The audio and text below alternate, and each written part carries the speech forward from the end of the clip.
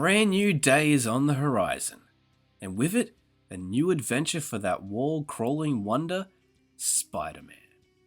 Spider-Man has existed for over 60 years now, and will continue to exist for many more years to come. That's because of something incredibly important to the character of Spider-Man, his relatability. Created by Steve Ditko and Stan Lee, the character of Spider-Man has endured due to the audience's ability to see themselves as the character and relate to him and his struggles. You know one of the greatest things about Spider-Man's outfit, his costume? What? He is completely covered. So any kid could imagine he's Spider-Man because no color of the skin shows. He could be black under that. He could be red. He could be yellow. He could belong to any race. And that wasn't done purposely. It was done accidentally. But I think it was the best thing we did, making him so that he could be anybody under that costume. Spider-Man is the most human out of all the superheroes. And I think that's why people love him so much. His story has been told and adapted many times over the years, including movies, games, and of course, TV shows. And in my opinion, the best versions of Spidey come from TV shows. So today we'll be taking a look back at every single Spider-Man series ever made, and ranking them in order to find out which one is the definitive Spider-Man series. But we won't just stop there, no. Because I'm also going to expand this video by covering any show with a Spider-Person as the lead. It could be Jessica Drew, Ben Reilly, Miles Morales, so it won't just be about Peter Parker. But let's be honest, since Peter Parker is the main Spider-Person, there will still be a lot of him in this video. I also have to say up front that I don't hate any of these shows. Even shows toward the bottom, I think, have merit. I really think that there doesn't exist a truly terrible Spider-Man show. I just think that there are some better than others, and you'll see why. And of course, just a heads up, this video contains spoilers for 14 Spider-Man shows. You have been warned. But before we get into the video itself, I have a quick message from a pretty amazing friend. Hold on, I just heard my cue. What's up and welcome to Earth Prime. I'm Robbie Daymond and Cameron is about to review all of the Spider-Man shows. Please be good, Marvel Spider-Man, please. Okay, I'll admit, that is cool. Oh, and they also wanted me to ask if you can drop a like on this video. That would be spectacular. And if you love Spider-Man and other nerdy topics, be sure to subscribe. Also, there have been countless videos reviewing the Spider-Man shows, including some from friends of the channel, and more prominent channels. And I recommend you check out their takes. I may have similar thoughts here and there, but I tried to keep this video as fresh and unique as I possibly can. Alright, let's get into it. And to start off, we have two shows that I won't be including in the ranking. Those two shows are the Spidey Super Stories and Spidey and His Amazing Friends. Both of these shows are extremely important to Spider-Man's history. The Spidey Super Stories was the first ever live-action depiction of Spider-Man outside of the comics, and Spidey and His Amazing Friends is beloved by children all over the world, making it past 100 episodes and introducing children to a long list of Marvel characters. The show also features the first animated appearance of Silk. However, both of these shows are aimed at preschool children, and therefore, I don't think that I can criticize them the same as the others. That's not to say that older kids can't enjoy them, not at all. I just think it's unfair to compare these two shows to shows like Spider-Noir or The Spectacular Spider-Man. Alright, with all that out of the way, let's swing into action. Spider-Man, where are you coming from, Spider-Man? Nobody knows who you are.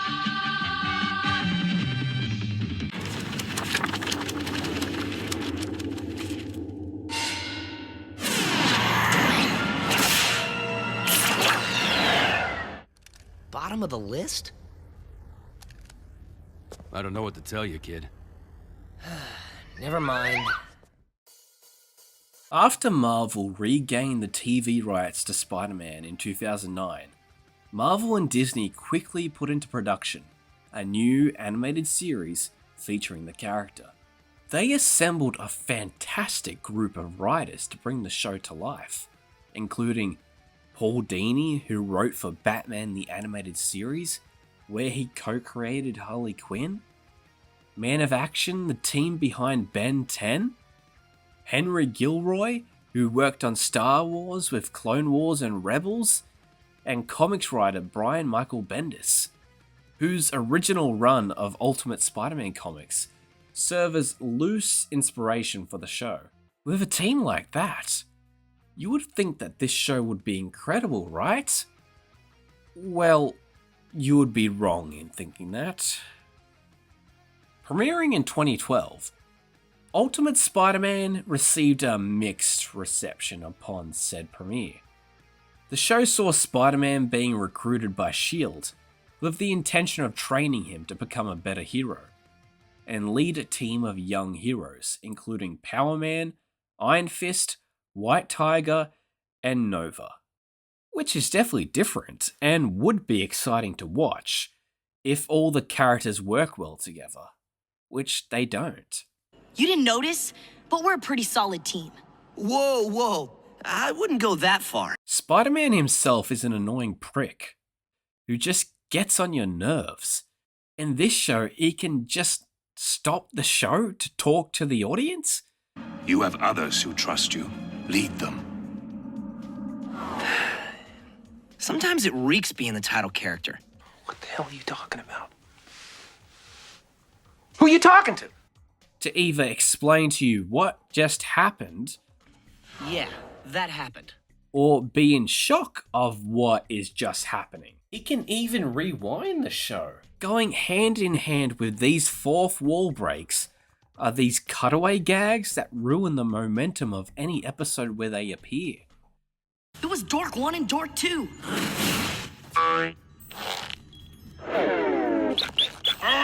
For example, there is an episode where Green Goblin captures Peter and injects him with the Carnage symbiote. And instead of feeling the dread of what just happened, we get this really dumb cutaway gag, which ruins the seriousness of the moment. There's also all these stupid sound effects.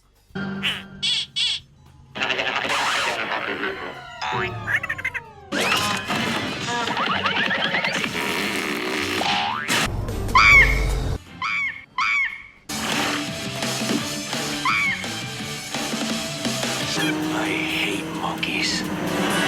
Well, we've established that our main character is frustrating to watch. What about his supporting cast? Well, they're not much better. Spider-Man's team just comes across as a bunch of assholes, especially Nova. I get what they were trying to do, a story of him and Peter starting off as rivals but becoming close friends by the end, and that would have been interesting to see if it was executed well. And if Nova got any sort of development at all, but he doesn't. Or if any of this team did for that matter. I think the only one who got any sort of development was White Tiger. Power Man and Iron Fist are kind of just there. Makes you wonder why they chose these guys for the team. And it seems like the writers wondered that too, with this team being replaced by a much more interesting team in seasons 3 and 4. Seriously, Norman Osborn got more development than any of these guys. He got a full-on redemption arc, and he made peace with Peter. In terms of other heroes, Spider-Man encounters everyone from the Avengers to the Guardians of the Galaxy, to the Inhumans, to even Deadpool and Howard the Duck. Unfortunately, no X-Men or Fantastic Four though, because this was at a time when Marvel was forced to erase all traces of them. Only Wolverine, The Thing, and Herbie, for some reason, were allowed to appear, and while the rest of the Fantastic Four made a cameo in Hulk's show, the rest of the X-Men weren't even that lucky. Oh, and Daredevil, he couldn't show up either, due to his rights being unavailable. These team-ups really are the best part of the show. Seeing Spidey team up with different heroes from across the Marvel Universe, both well-known and obscure, is incredibly fun to watch. And each of these heroes are very well written, and are true to their classic characterizations. Except Moon Knight. They kinda fucked up with him. I, the Moon's Knight of Vengeance, must carry out your luminous will. Are you seriously talking to the moon? You talking to the moon again? Of course. Isn't that who you're talking to? No. Well, if you are not talking to the moon, then who are you talking to? No one. Weirdo. When the show is about these team-ups, it's at its best. But when it tries to focus on Peter Parker and his personal life, it's not. None of the typical things you associate with Peter Parker are here. He doesn't have money troubles. Sure, they tell us that he never has any cash on him. Okay, 1, you never have any money. Did I mention you never have money? Catch a movie? P.S.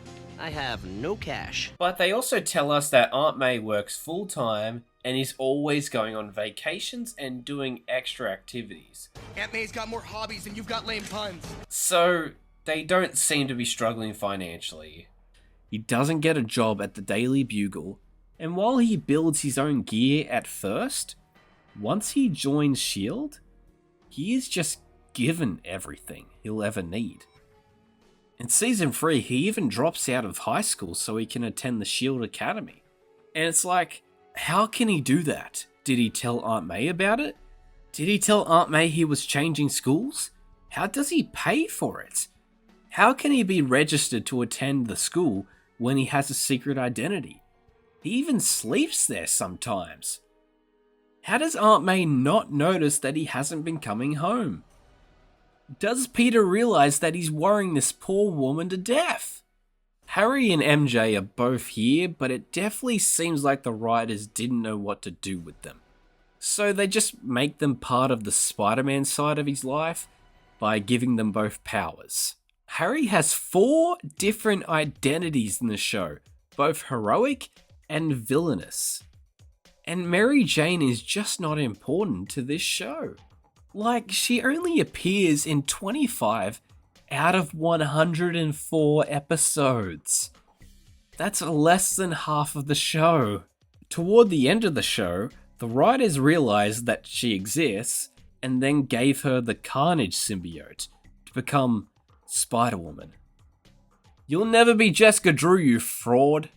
Now, this is a problem that just exists in all of Spider-Man media these days, where apparently MJ and Harry can't be interesting unless they have some sort of powers. Like, MJ is literally Venom right now in the comics, and I don't know why.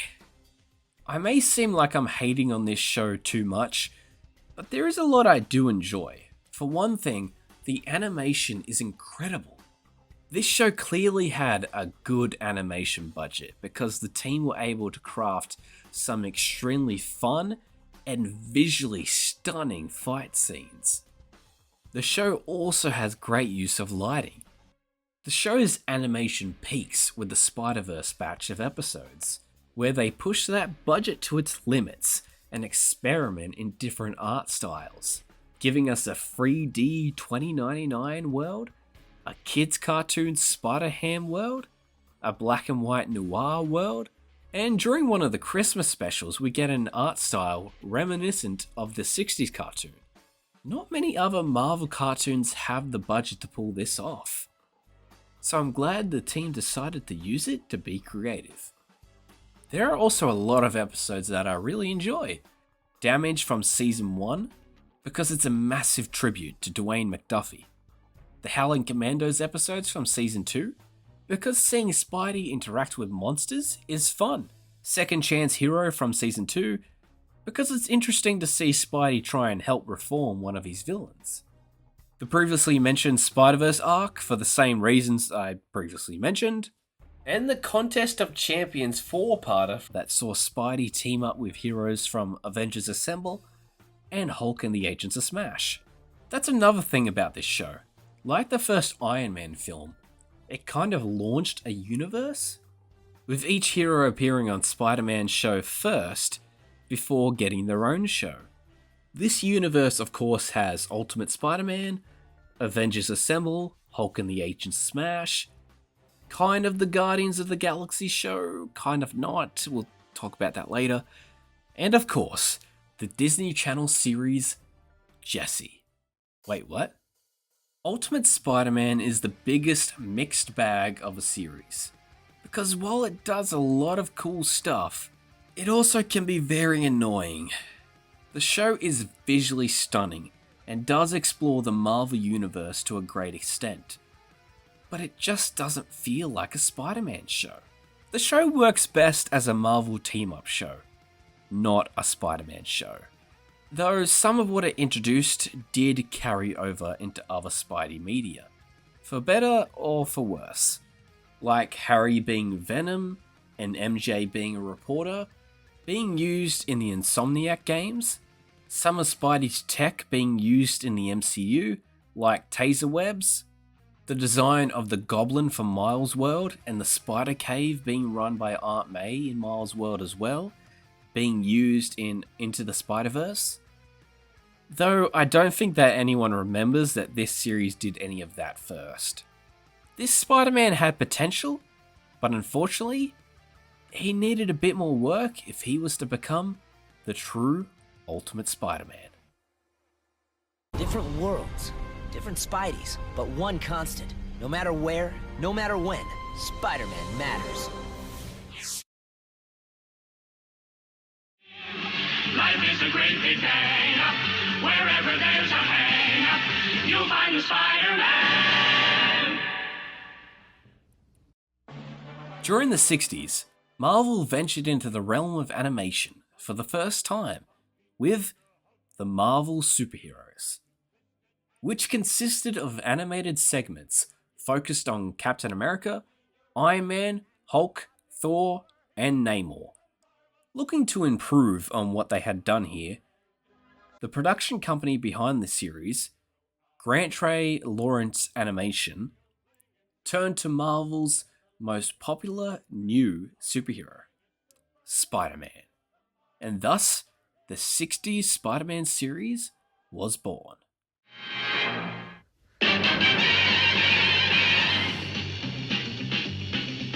Spider-Man, Spider-Man, does whatever a spider can. I do have a bit of nostalgia for this series, as when I was a kid and watched the 90s Spider-Man series on DVD, those same DVDs included episodes of this show as a bonus feature. Not only that, but once the Spectacular Spider-Man went off the air here in Australia, the channel that aired it began airing old episodes of this series in its place. So I saw quite a few episodes there. After that, I discovered the entire series on the internet for the first time, and watched it there. I do remember having a fondness for this series, but that was nearly 15 years ago that I watched the whole thing, so I was definitely in need of a rewatch, to see if the series still holds up. And does it? Well, yes, and no. The series is not bad. Not at all. The first season in particular is a ton of fun, as a lot of its episodes are pretty faithful adaptations of classic Spidey comics from the time, with a lot of villains from the comics appearing in the show as well. But this season is also limited in its animation and design. It has incredibly basic backgrounds, and New York is pretty much always empty. The first season also doesn't depict Peter Parker with any of the old Parker luck. Like, we never see any of the Peter Parker side of his life at all. We see Aunt May once, and that's it. He's basically always Spider-Man, and when he's not Spider-Man, he's at the Daily Bugle. It's like he has no life at all. Luckily, a lot of these issues would be fixed in Season 2. Following the first season, Grant Ray Lawrence Animation went bankrupt, so the series distributor, Krantz Films, took over production and brought legendary animator Ralph Bakshi on board to oversee the series, and you can notice the difference. The backgrounds became extremely vibrant. The series was given more atmosphere with detailed shading, and the creative team put a bigger focus on the Peter Parker side of Spider-Man. And we actually see the two sides of Peter's life come into conflict with each other. You can't. You have to stay with your Aunt May? But your Aunt May is out of town. Peter, don't tell me about your Aunt May. Leading to some episodes where Peter actually develops as a character. Who knew? They pulled this off extremely well from the get-go, with the first episode of Season 2 being an extremely faithful adaptation of Spider-Man's origin from Amazing Fantasy number 15. What's with you, mister? All you had to do was trip him or hold him just for a minute. I missed the part where that's my problem. However, as much as we gained a lot with this season, we also lost quite a bit as well, as no villains from the comics were used in this season. This is widely believed to have been done because the show was suffering financially, and the show had to pay licensing fees to Marvel to use the villains. So to avoid paying the fees at all, they just stopped using them, and instead created their own villains. Some comic characters would still appear, like Kingpin. We're gonna see a lot of him in this video, don't you worry. Captain Stacy and Mary Jane. Though they kind of merged Mary Jane and Gwen Stacy together into one character, because she has MJ's personality, but is also related to Captain Stacy. Hey, there's Captain Stacy, Mary Jane's uncle. May I take your picture, Uncle? It's free. Why, sure, Mary Jane. Hey, I wonder if this version of Spidey lost his Captain Stacy too, and that's why he joined Miguel's Spider Society. I also assume that they could use these characters because they were still very new in the comics at the time, and the fee to use them probably wasn't very high. While the animation and art design for Season 2 started off great, the series unfortunately couldn't maintain that quality. It's clear that by the end of Season 2 and the start of Season 3, Grant's Films had all but ran out of money for the series, leading to Season 3 episodes that were stitched together versions of Season 1 and 2 episodes, but with new dialogue to make it seem different. I've got to show up for the testing of the new miniature rocket this morning. Miniature rocket? Tell me more, Mr. Jason. Tell me more. I've just received information that the Air Force is going to test out a new experimental midget-guided missile. If it works, it'll bring down the Vulture in no time. Parker, I want you to cover it. It's to be tested this afternoon. This did allow for the comic villains to be seen again, but when it's the same thing that we saw before, it's not really that special anymore. And it's kind of weird how Spidey never brings up the fact that Vulture stole the same missile twice, or how Rhino made a gold statue of himself twice.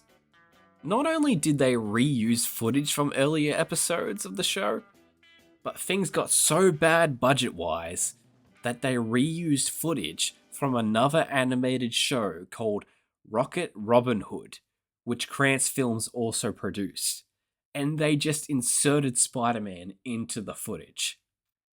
It's clear that toward the end of the show had run out of steam. The show can also be kinda racist. In the window, a horrible creature with bushy black hair and a painted face.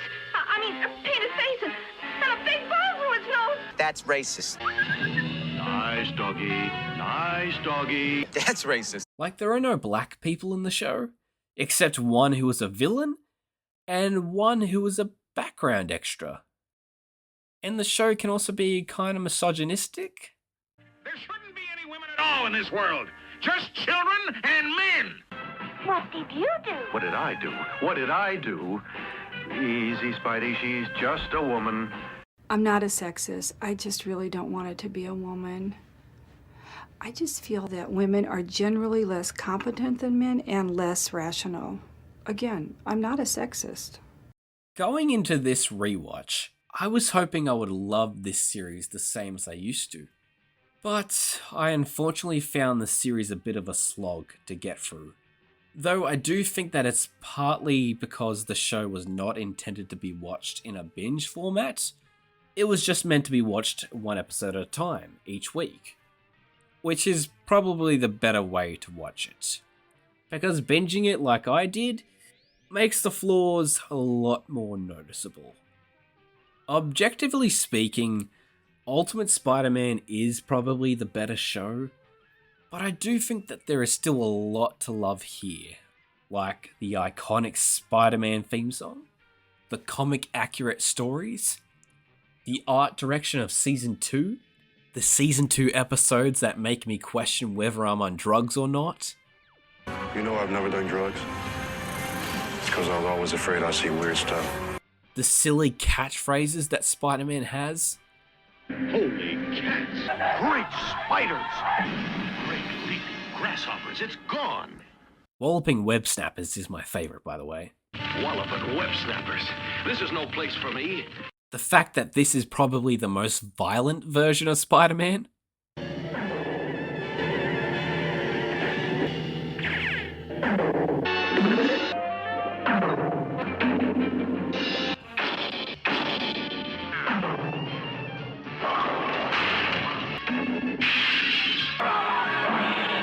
We'll make it a surprise party! Oh no! And of course, the millions of incredible memes that this show has created. If you have never seen this series, or haven't watched it in a while, I recommend giving it a shot. Though finding it is a bit of a problem, as it's not streaming anywhere, including Disney+, which is weird because I'm pretty sure Marvel owns the rights to this show, and while it did have a DVD release, those are way out of print, and trying to get a pre-owned one will cost you an arm and a leg. Luckily, the series is out there on the internet, so check it out if you can find it. While it doesn't always hold up in certain aspects, the 60s Spider-Man series sure did deliver some compelling Spidey stories and holds a special place in the history of the character. Robbers, killers, beware. Spider-Man is here. Thus, a legend is born. As a new name is added to the roster of those who make the world of fantasy the most exciting realm of all.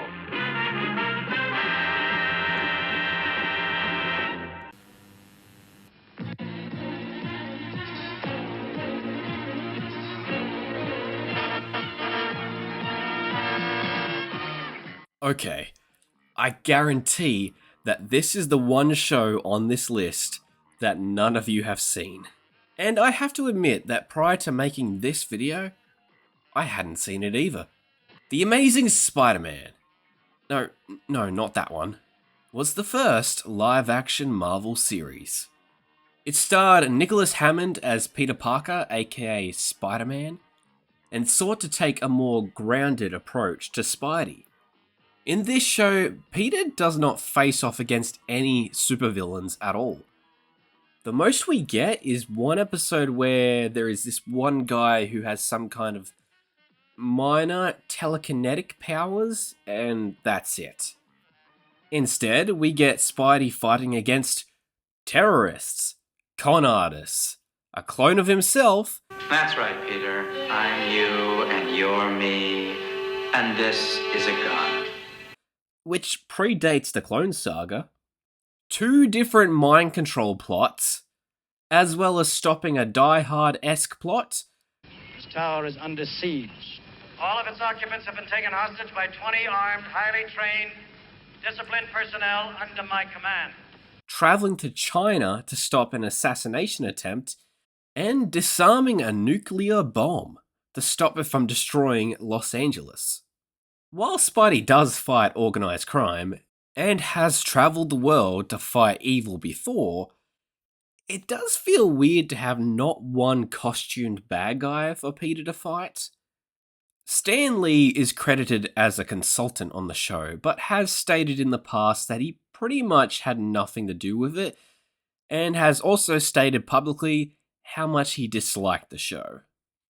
With Spider-Man, I felt that the people who did the live-action series left out the very elements that made the comic book popular. They left out the humor, they left out the human interest and playing up the personality and characterizations and personal problems. On a technical level, I think they did a good job. I mean, the scenes of him climbing on the walls, in those days, they didn't have the wherewithal that they have today, and they did a very good job of that. But to me, it was just a one-dimensional show. So I was disappointed in it. I'm sorry, Stan, but I'm gonna have to disagree with you a bit there. Now, I do agree that the show did kind of strip Spidey of his humor. We all know that Spider-Man and pretty much every other hero in the Spider-Verse constantly makes jokes in the midst of battle. They do this to not only lighten the mood, but to annoy their villains and throw them off balance. You ever shut up? Sorry, no. My fans expect a certain amount of quippage in every battle. Which can often lead to Spidey getting the better of them. This Spidey doesn't really do that. Now, don't get me wrong, he still does quip here and there. I don't know how you did it, but Angel doesn't fail twice. There has to be a first time for everything. Thanks, had to be a barbaric sandwich. If I hadn't pulled out the baloney. Hey, come back here. But it is incredibly rare. And most of the time he's just quiet and serious, which is very strange for Spider-Man of all characters. Granted, some of these episodes are very serious and have high stakes. Like if he was quipping while disarming a nuclear bomb, that would definitely feel inappropriate. So in those type of episodes, I get it. But in other episodes, I would like to see Spidey have a bit more personality. Other than Spidey's personality, I disagree with Stan on the rest of what he said. Now, there is no Uncle Ben in this universe. Your Uncle Max bought it for a Halloween party. I just cleaned it up a bit. So there really isn't an inciting incident to push Peter into becoming a hero. He just helps because he can. He's already a good person and is constantly trying to help people in the series. What is the point of having some kind of special power if you don't use it to help people? He's also very charming in the series. Like part-time, you take pictures of Spider-Man. That's your name there, right? Peter Parker? It's me. Thanks to a portrayal by Nicholas Hammond. It's very clear that Hammond understands the character and has a great respect for him. I think Spider-Man does a lot of good, but if people knew who he was, well, it just wouldn't be the same thing. Nobody asked him to save the world. I don't really think he wanted any part of being a superhero. The supporting cast here is great as well. While J. Jonah Jameson is always great, it's really the women in the series who are extremely compelling. Chip Fields plays Rita, who I assume is based on Glory Grant from the comics, who is Peter's confidant at the Bugle, and who is very likable and is always willing to help Peter with matters that no doubt prove that he is Spider-Man. I need a favor, and I wanted to wait until Mr. Jameson had gone home. Rita, do you think your friend on the force could check on a California license for me? What's this all about? All I can say is it might be very important to a friend of mine. Anyone I know? No. Yes. Oh, that friend. She is also given some episodes to really show off her acting chops. Mr. Jameson, he gave me my first job. One where I was trusted and given the responsibility I knew I could handle. You know, you get pretty down on yourself when you realize you are nothing more than the corporation's token black. Is that what you think you are here? I would not be here if I thought that. Oh my god, I can't believe Spider-Man went woke back in the 70s. Huh. Joanna Cameron, who played the DC superhero who can never have her name be uttered out loud ever again, appears in a 2-episode arc as a reporter who visits New York on a quest to get the scoop on Spider-Man. She becomes very close to Peter and even kind of figures out who he is. Peter, tell me something truthfully. Are you Spider-Man?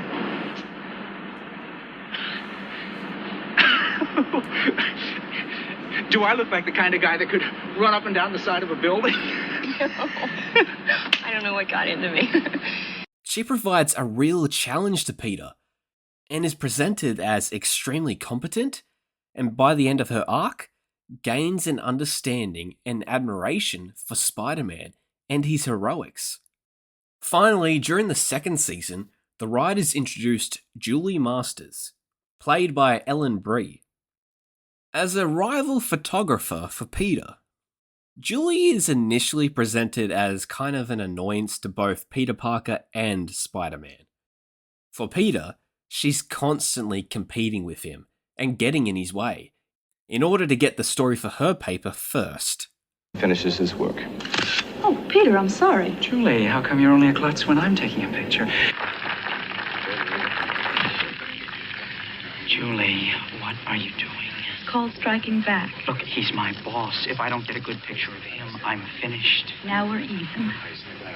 And for Spidey, she constantly needs to be saved due to getting herself into trouble, despite many warnings from both Peter and Spidey. Though as the season goes on, due to the influence of both Peter and Spidey, she grows as a character, taking Peter's advice and listening to him when he tells her that things are just too dangerous. She's also there for him whenever he needs help or is in trouble himself. It kind of seemed like, by the end, that they were going to get together, and I kind of wish that they did. Peter, really? Are you okay? I hate to see you in here. Yeah, well, I'm not too crazy about it myself. I think you're a terrific guy. It matters. I guess I kind of need you to like me. I do. Because these two are great together, and it was great to see them go from rivals to good friends. The human element very much is present in this show, despite there being no Uncle Ben and very little Aunt May. It's like what I've been hinting at in this video. If Peter Parker succeeds, Spider-Man suffers, and vice versa, and this show understands that. There's an episode where Peter is helping a man and his daughter, but gets ambushed and has to get away in order to change into Spider-Man, which makes them think that he ran away to save his own skin and left them to die, and they call him a coward. Leave me alone. But Emily, He's an old man who left us. You ran away. No, I ran to get the police, away. Emily. Just I go away. realize how upset you are, but Give her a break. I didn't know your uncle had a weak heart. You're a coward. You left us to be killed. I never want to see you again. And Spidey also gets blamed for some crimes. Captain, what are you going to do? What else? Put out an APB on Spider-Man. And also, like Stan said before, the show was, technically speaking, very groundbreaking.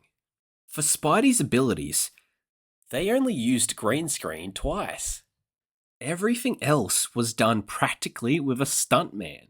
Like he literally ran on the top of buildings, climbed what he could, and did a lot of high jumps.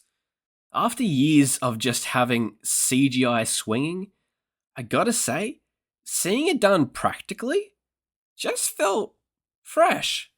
Makes me happy to see that they brought it back for Brand New Day. Now, the show isn't perfect. It moves at an incredibly slow pace, even for a show from the 70s. And many of the plots just aren't that engaging.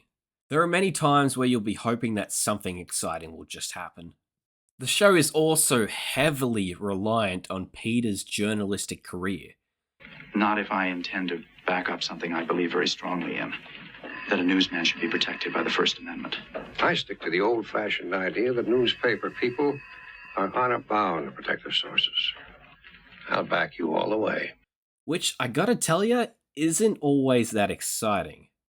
Despite that, I had a good time with The Amazing Spider-Man 1977. While old Stan didn't believe it was any good, I certainly do.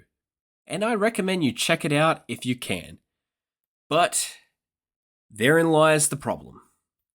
Just like the 60s show, but somehow worse, this show is not available to stream, rent, or even buy on physical media. You may have noticed a lot of the footage I've used here is very low quality.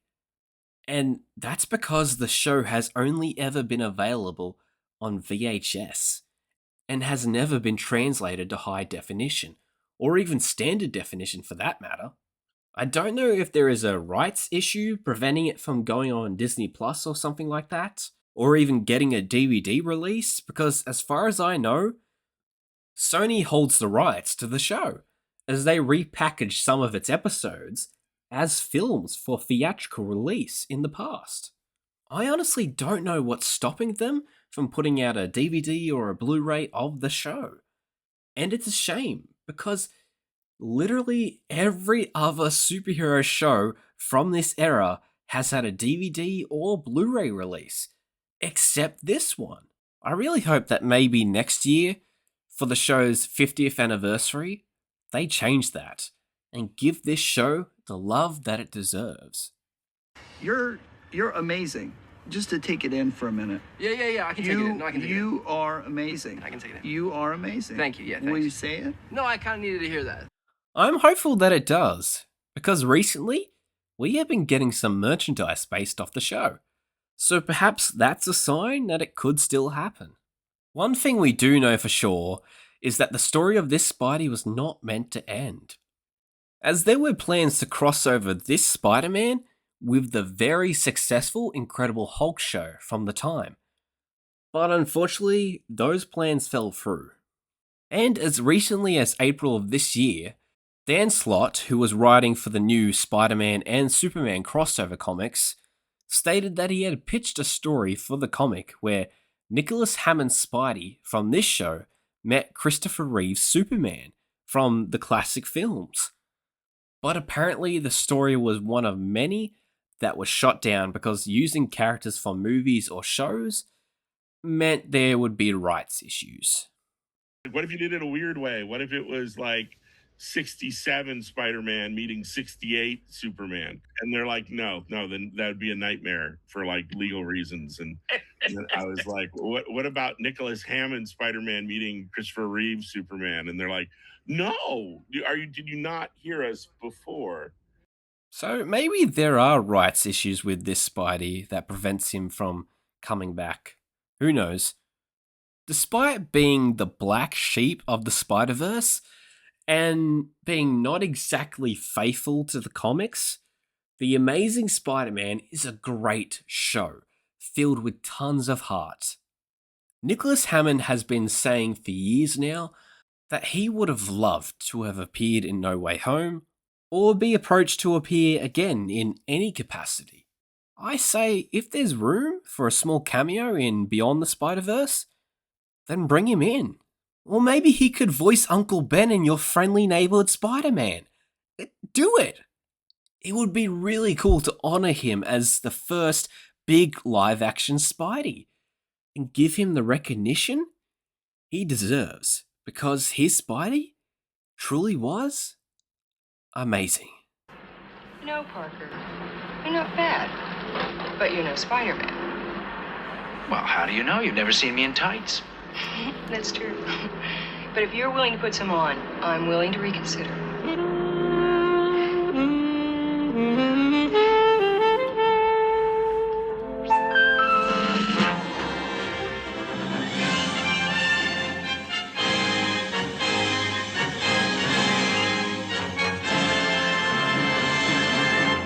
Jessica Drew, aka Spider-Woman, is not only my favourite female superhero, but one of my favourite superheroes in general. In Marvel, she's important enough to be a key player in a lot of events, and to be an Avenger. but also obscure enough that whenever a new writer or artist comes on board, they can do whatever they want and have fun with the character. However, despite being important in the Marvel Universe, Marvel itself has never really given Jessica Drew the same level of spotlight in other media as her fellow Spider totems. While she's appeared in a handful of video games, this show is the only piece of television she has ever appeared in, which is insane. The show debuted in 1979, only 2 years after Jessica's comic debut. It's clear that it was quickly put into production, because Linda Carter's Wonder Woman had been extremely popular, and Marvel desperately needed a female superhero on television. She even does the Wonder Woman spin to transform into Spider-Woman.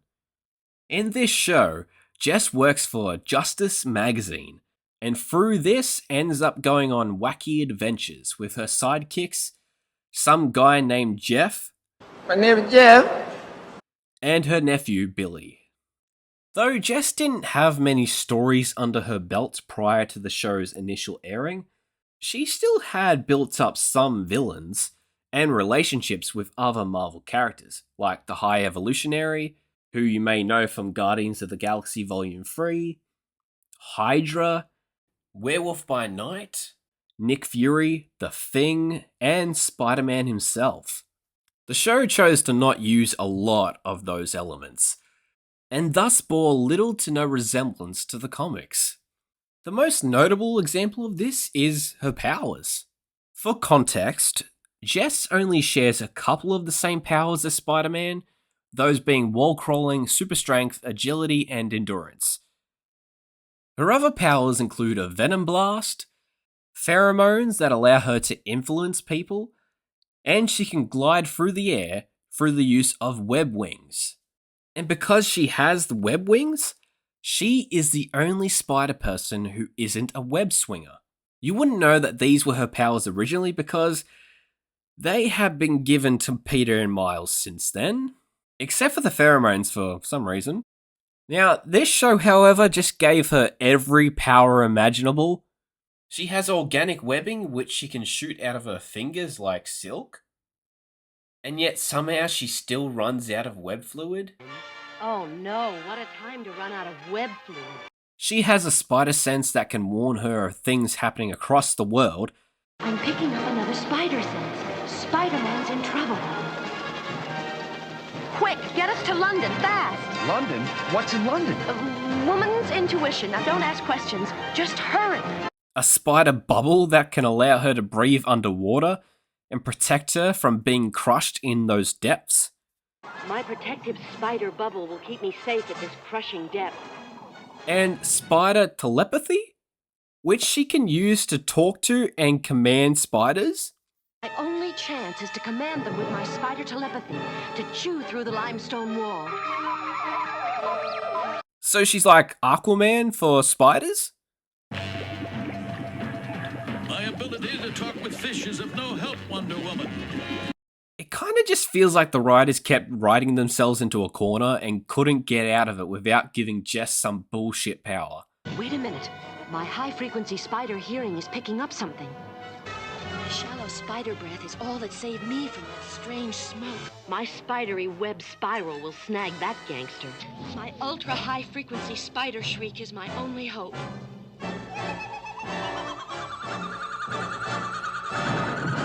So not only does she have Aquaman's powers, but she also has black canaries? Spider-Man himself makes a couple of guest appearances. Spider-Woman. You were expecting maybe the Hulk? Voiced by Paul Soles, reprising the role from the 60s show. And keeping in tradition with that show's second season, the show doesn't feature any villains from the comics, except Kingpin, again. Ladies and gentlemen of the world, Jessica Drew is the true identity of your beloved Spider-Woman. Just wonderful. And Dormammu, somehow? Dormammu, I've come to bargain. When I first watched the show, I didn't like it because it was nothing like the comics. But looking back on it now, I can appreciate it for what it was. A wacky cartoon that aims to give a fun and bonkers adventure with each episode. Though the show didn't have much of an impact on the comics. However, Joan Van Ark, who voiced Spider-Woman in this series, her daughter is prolific voice actor Vanessa Marshall, who would end up voicing Mary Jane in The Spectacular Spider-Man, which I think is a kind of cool passing of the torch. The most insane thing about this show is that this is the only Marvel animated series to be based on a female superhero. I'm not even kidding. No other female superhero from Marvel has received their own animated series. Not Captain Marvel, not Black Widow, not Scarlet Witch. Well, there is Moon Girl and Devil Dinosaur, and Moon Girl is technically the lead of that show, even though she shares the title with Devil. So, okay, maybe there's only two, so yeah. This year marks Spider-Woman's 50th anniversary, and while Marvel will be celebrating it in the comics, I think it would be made even better if Marvel or Sony announced a new animated series or film for the character. Because it's honestly insane that she has been around for 50 years, and this is the most we've ever had of her in animation. I know that we had Jess Drew in Across the Spider-Verse, but that was more of an original character that took elements from Jessica Drew and other Spider-Women. For what it is, the 1979 Spider-Woman series is a good time and holds a special place in Marvel history as the one and only animated series based on a female Marvel superhero. Except for Moon Girl and Devil Dinosaur. Aw, come on, Jessica. You don't think for a moment we fell for that bug about your being Spider-Woman? And Jessica? Spider-Woman? How ridiculous. Let's go, Jeff. Now the secret's just between you and me.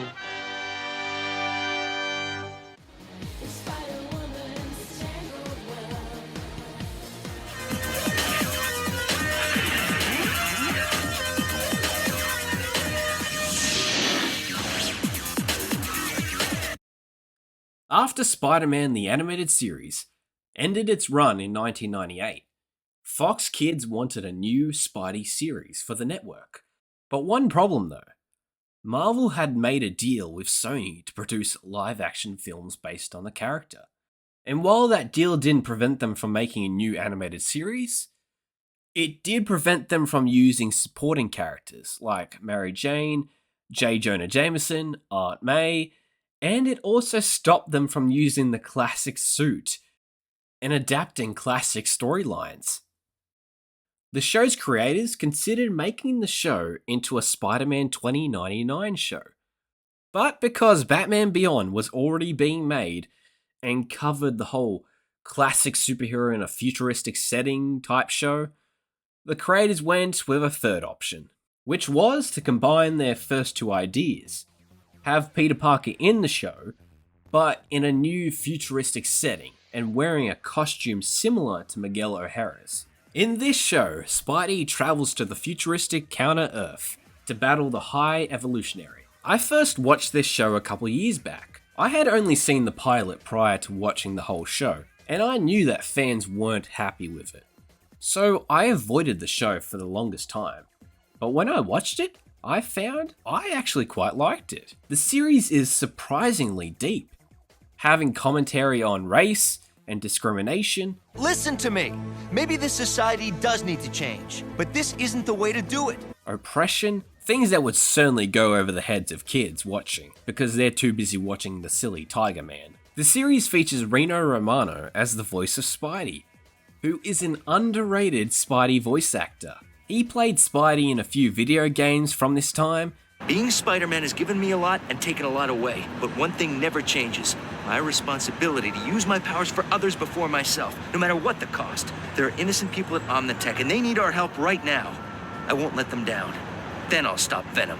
And this time, it's for the last time. And voiced Batman in The Batman. making him the only actor I know of who has voiced both Batman and Spider-Man. While the character designs and animation did take a bit to get used to, I eventually did, and quite enjoyed this new take on Spidey and his villains. While I did enjoy the Counter-Earth gimmick, I don't think that it's a strong enough gimmick to keep people invested for longer periods of time, particularly if the show got another season, which it didn't. Apparently, due to Pokemon and Digimon becoming all the rage at the time, nobody tuned in for this show, and because Marvel had just recently declared bankruptcy, Saban decided not to renew the show for another season, ending the show on a monstrous cliffhanger, which you'll get used to seeing later in the video.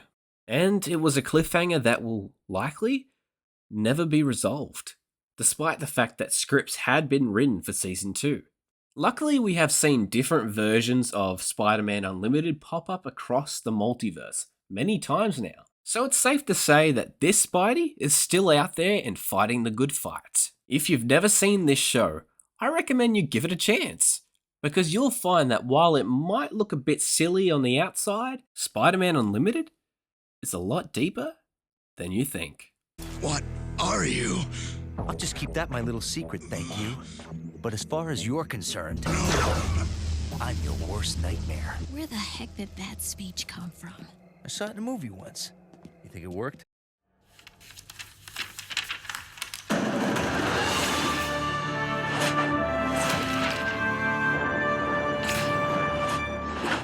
Ranking this show this high might be the hottest take I've ever had.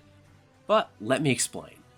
Following the conclusion of Ultimate Spider-Man in 2017, Marvel and Disney quickly put into production a replacement series, simply titled Marvel's Spider-Man. No, not that one.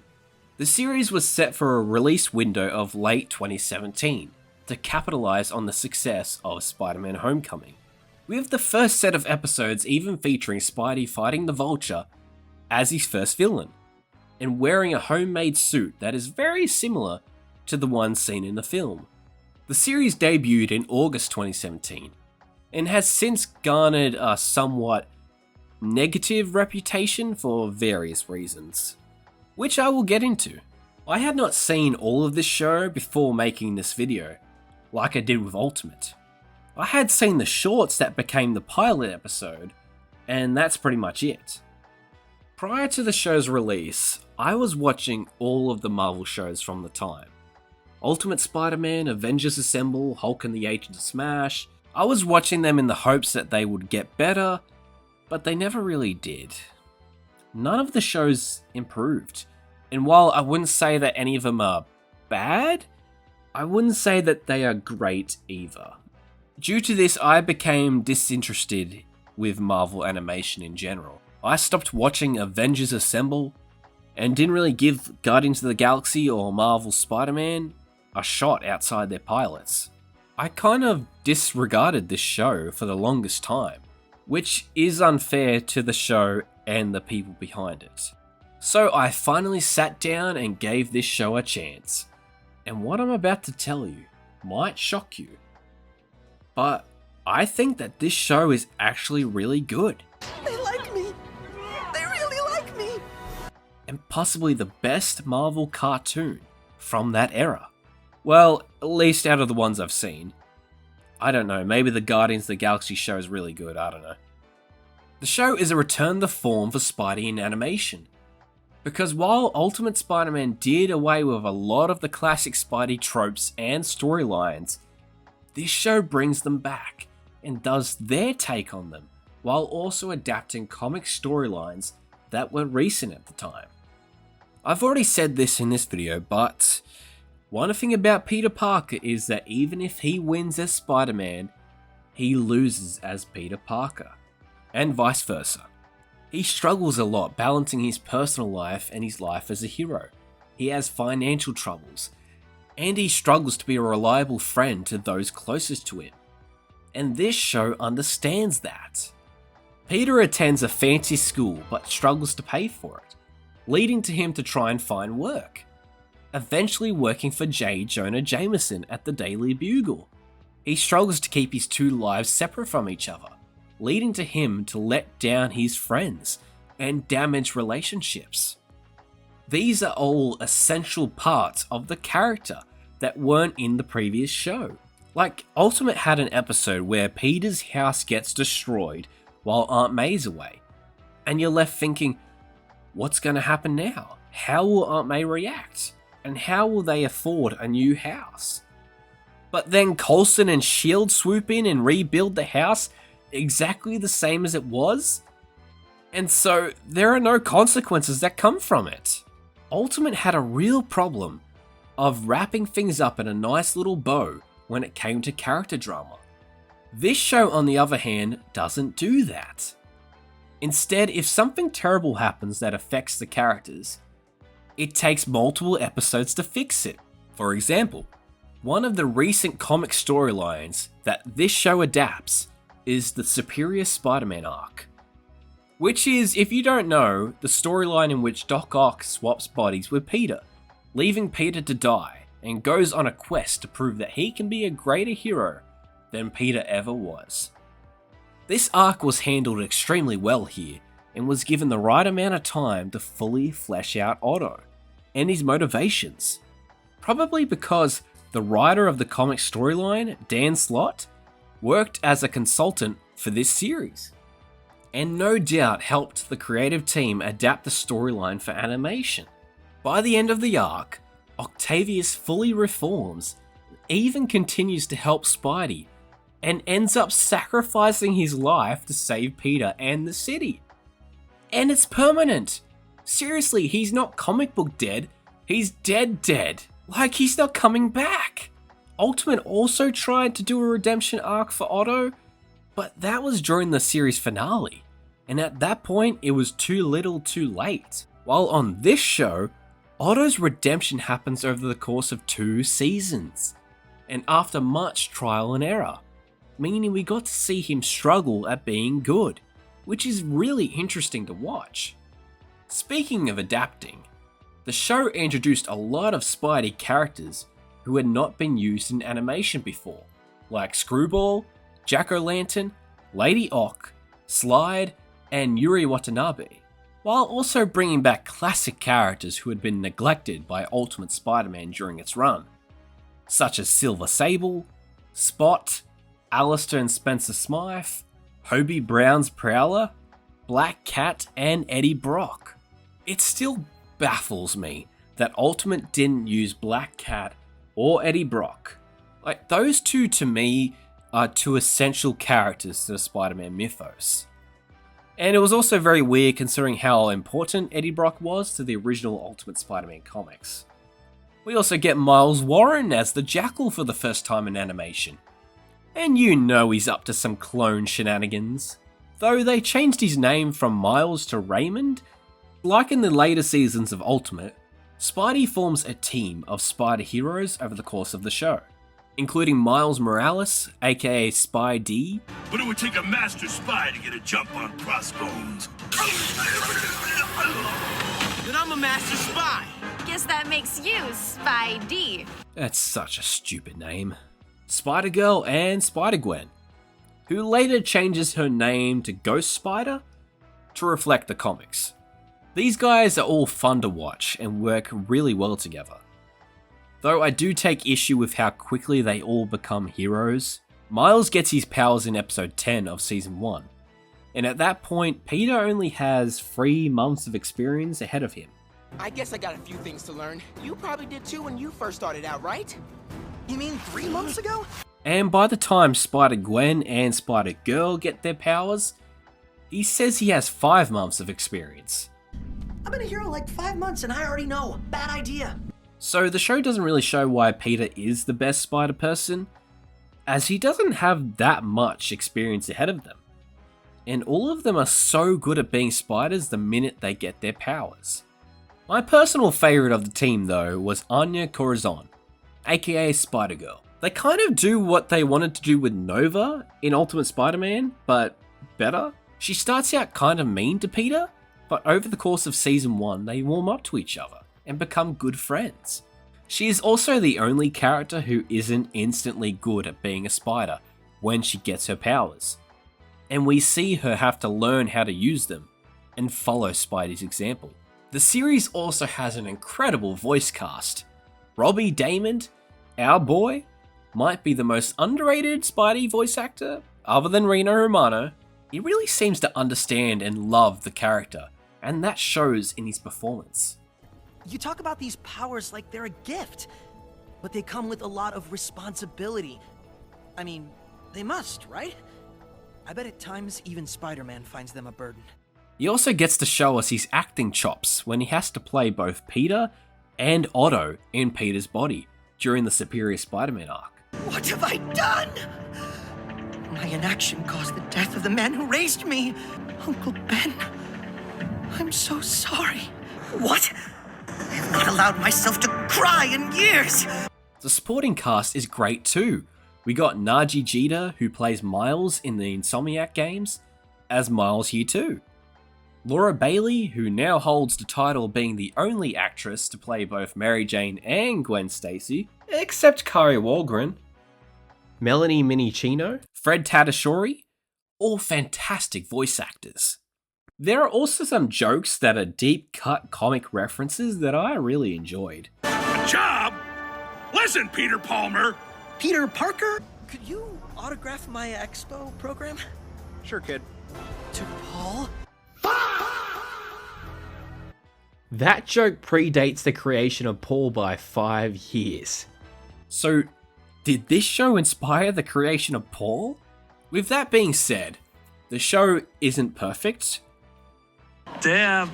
You can tell that Disney and Marvel did not give this show the same budget as Ultimate, because the animation isn't as good, and the designs are kept simple to compensate for that. There is also a general lack of shading, the backgrounds don't have any detail, and the characters' appearances aren't changed when they're near a light source. Now, that's not the case for every episode though. There are quite a few episodes that have some shading, they have changes based on light source, and some really cool and fluent animation.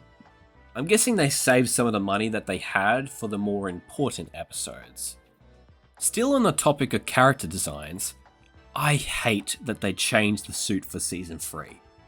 Come on guys, you had it and it was perfect. And if it ain't broke, don't fix it. I also think that Season 1 did really need time to find its footing. But once it did in its back half of episodes, it was very engaging. And Season 2 onwards is some of the best Spidey television since Spectacular, in my opinion. The show also didn't know what to do with the other Spider heroes at times. Miles gets powers after Peter, but is absent for multiple episodes. But my real question is, where's Miles? And then there are times when he is there, but Peter tells him not to help. Go sleep. I got this one. You want villain takedown or crowd control? I'll take down Uck. Crowd control it is. And while Spidey crosses over with other heroes from other shows, I'd say it's best if you view this show as its own thing, and not part of any shared universe. Trust me, because if you don't, it starts to get really confusing. Thanks for the invite, Iron Buddy. What? Cap left. So, Spider-Man. I need to see your night school registration, please. Spider-Man. Dude, who are these guys? Guardians of the Galaxy. Star Guy. What do you have? It's Star-Lord, and trust me, the chili burgers are worth crossing the galaxy for. Who are you, and what pajama party do I return you to? Low blow. What, you don't recognize your friendly neighborhood Spider-Man? This Spidey can also be hit or miss with his jokes and dialogue. At times he says things that are actually very funny, and get a laugh out of me. Just look at me! Oh, do I have to? Everyone closest to you! Jameson? Close to me? I think you're misinterpreting our relationship. Oh, you look like a nightlight. Am I supposed to be impressed? And other times he's not, and just comes across as cringe. I guess the system still has a few bugs. Yeah, it definitely has one big bug. Me! Because I'm a bug? Spider-Man? Hey, Electro! I'm shocked to see you. Not really, that was just some electricity humor. You gotta find that balance when writing Spider-Man, that's for sure. For all the hate it's received, Marvel's Spider-Man is a great take on the character. While it definitely isn't a misunderstood masterpiece or one of the best Marvel cartoons ever made, it still understood what makes Spider-Man work as a character, and stayed true to that, becoming a much more superior adaptation to its predecessor. It'll take more than that to tarnish Spider-Man. I couldn't agree more.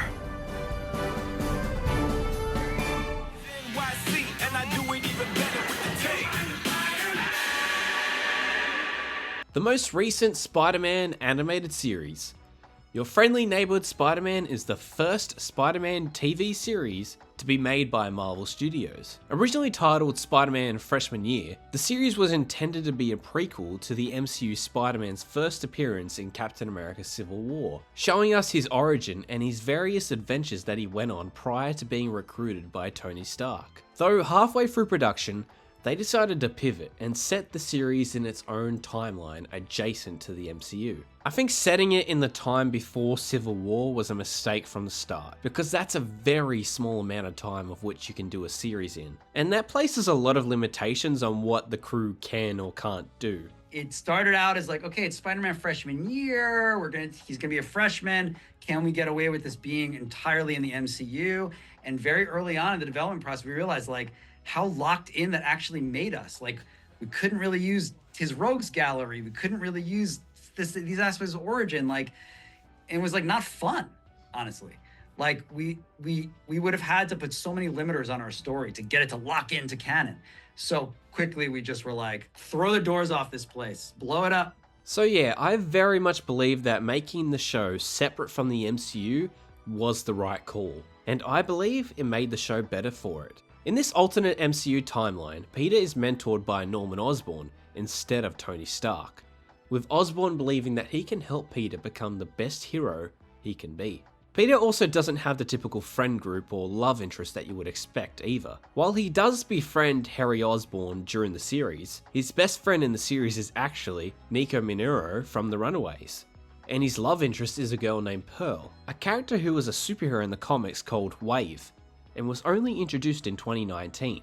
While I do love Nico and Wave is a character I should probably know more about, they kind of feel like they're just here so the show is different from its predecessors. Like, these characters do seem like weird choices for a Spider-Man show, and they don't have strong connections in the comics because he's barely interacted with them. Also, I have to say, it was such a fucking stupid decision for Disney to remove Runaways from Disney Plus and Hulu to get money back on their taxes. Anyway, Nico is used fine here, but it's clear a lot of what they have planned for her is coming up in season 2 onwards. I also can't think of much of what Pearl does in this series, other than worry about Tombstone, who was probably the best character in the series. He receives incredible development. It's going to be truly tragic to see him become the Tombstone we all know. Peter is characterized well in the series. In this show, Uncle Ben has already passed away prior to the show starting. Things have been different without having Uncle Ben around, but... and therefore has no impact on Spider-Man's decision to become a hero. Which is kind of like the 70s show in a way, meaning that Peter is already a good person from the get-go, which is interesting. A lot of the typical Spider-Man secret identity problems are here, but I really wish we can get a Spider-Man cartoon where he's not in high school. Seriously, every cartoon since Spectacular has had him in high school, and he actually only spent around 30 issues in high school in the comics, and that was almost 60 years ago. I'm glad that we at least have the Insomniac games, and the MCU Spider-Man will also now have post-high school adventures, because I have to admit, it is getting kind of repetitive to see Spider-Man always in high school. Speaking of repetitive, I'm kind of sick of the trope Marvel does in their shows where we have to wait an entire season for the hero to wear their iconic suit. I'm pretty sure the only show where we didn't have to wait an entire season was Moon Knight, and we definitely ain't seeing him again anytime soon. I think the best performance of the series is Coleman Domingo as Norman Osborn. He is so good as the character. Otto, it's been a while. How have you been? You're looking good. The show utilizes a 3D cel-shaded style of animation, making it a more modern take on the animation used for Spider-Man the New Animated Series. But I still think that series still used lighting and shading better, as you'll see later, and this show has designs that are inspired by the works of comic artist Steve Ditko and John Romita Sr. As of me writing and recording this, the second season has not come out yet, but it is intended to be out soon, and I am looking forward to it. But I am also hoping that some things do improve a little bit. I'm definitely looking forward to seeing more of Tombstone's arc, because that's the strongest part of the show. But I'm also hoping characters like Pearl get a bit more depth. Your friendly neighborhood Spider-Man is definitely not bad for Marvel Studios' first Spider-Man animated series. While there's a lot that could be worked on, there's still a lot that makes this show a great new addition to the Spider-Verse. Hey, at least it wasn't annoying and woke like Spidey's voice actor thought it would be. Because we all know Spider-Man has never been woke. Whatever comes next, you can handle it. After all, I'm Spider-Man.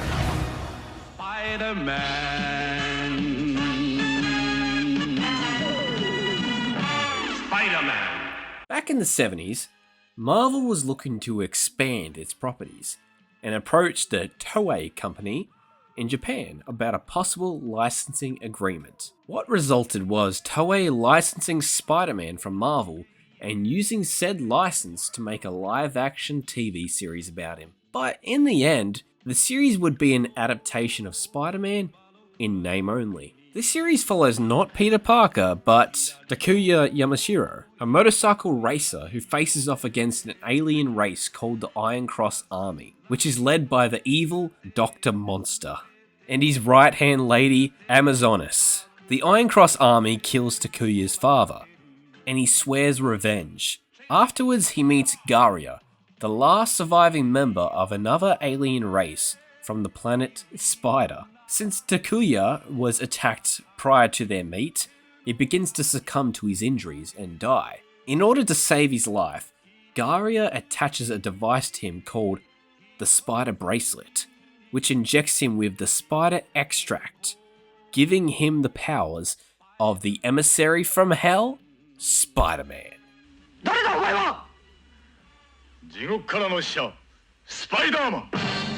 Garia begged Takuya to get revenge on Dr. Monster for him, as Dr. Monster previously invaded Planet Spider and wiped out his people. Garia then turns into a literal spider and becomes a mentor for Takuya. That is until the second episode where he dies. So now Takuya has to get revenge for his father, Garia, and the entire population of Planet Spider. Talk about pressure. To do this, Takuya is equipped with his spider suit called the Spider Protector, Garia's spaceship called the Marveler, a car that comes out of the Marveler called the Spider Machine GP7, Spider Machine GP7, and the Marveler's final mech form called Leopardon. I know I've complained a lot about comic book accuracy in this video already, and will continue to do so later, but in this instance, I think it really works well. Like, I kind of love this show. I admire how they decided to take a well-known character and make something new out of it. The show is truly ludicrous and bonkers at times, but also has a maturity and heart to it. Like, a lot of people die in the show, and Spidey has to carry the guilt of not being able to save them. This Spider-Man also does his best to help children and be an example for them, just like old Peter Parker. The stunt work in this series is incredible, and is somehow even better than the 70s American show. Whenever he crawls on a wall, he does it so naturally, and he moves like an actual spider, which is all thanks to stuntman Hirofumi Koga, who was hired because he had a background in gymnastics and could do all the poses with ease. What they had him do in the suit is insane. Most insane is when he climbed 30 to 40 meters up the legs of the Tokyo Tower without a safety rope, for a shot that only appears in the intro for a couple of seconds. There's also the time when he hung from a helicopter and crawled under a bridge and also swung from said bridge. My god. The series isn't without its flaws though, as because of how many episodes there are, the series gets extremely repetitive, with every episode ending the exact same way. The show really doesn't work in a binge format, like the 60s show. I definitely recommend taking breaks from it between episodes. There are also some times where it can get maybe a bit too absurd, but I would argue that's part of the charm of the show. The show is extremely successful in Japan, and has had an understated impact on Western pop culture too. With the success of this show, and how beloved Leo Pardon was, Toei decided to incorporate giant robots into their other shows, including Super Sentai. Super Sentai is the show that made Power Rangers what it is today, as Power Rangers repurposed footage from Super Sentai for its action scenes and giant robots. So, in a way, Japanese Spider-Man inspired Power Rangers. I mean, even the movements he did and the look of his villains were also used for that show. In contrast to the other 70s Spidey show, Stan Lee apparently loved this series. They sent me a videotape of it, and I enjoyed it very much. I liked the way they did it in a Japanese style. It wasn't really like the American version. It had its own flavor. Then our own characters were very colorful and very interesting. And it was so different than the way we do them in the United States that it was fun, because I was looking at a totally different style, and a good style. Since this Spider-Man was so successful, there have been attempts to bring him back, making his grand return in the comics. In the first Spider-Verse comic event, Takuya appears along with Leo Pardon as part of the multiversal Spider Army, and also reappeared in the sequel comic Spider-Geddon.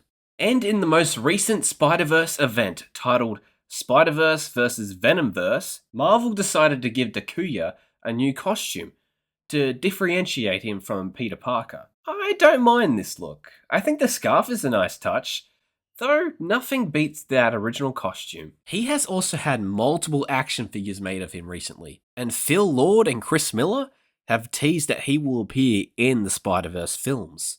Also like the 60s cartoon, this show will also live on for an eternity as an endless meme generator, bringing out-of-context joy to millions. While not being a faithful adaptation of the Spider-Man character, Japanese Spider-Man, or Spider-Man, is one hell of a good time, and holds a special place within the Spider-Verse. I mean, after all, it gave us the Spider-Man boogie.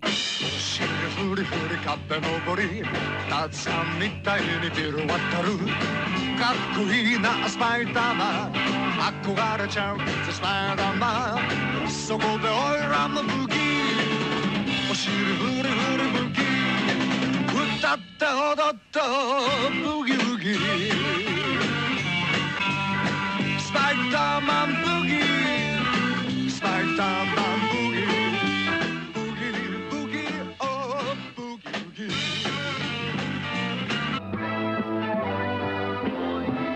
Spider-Man!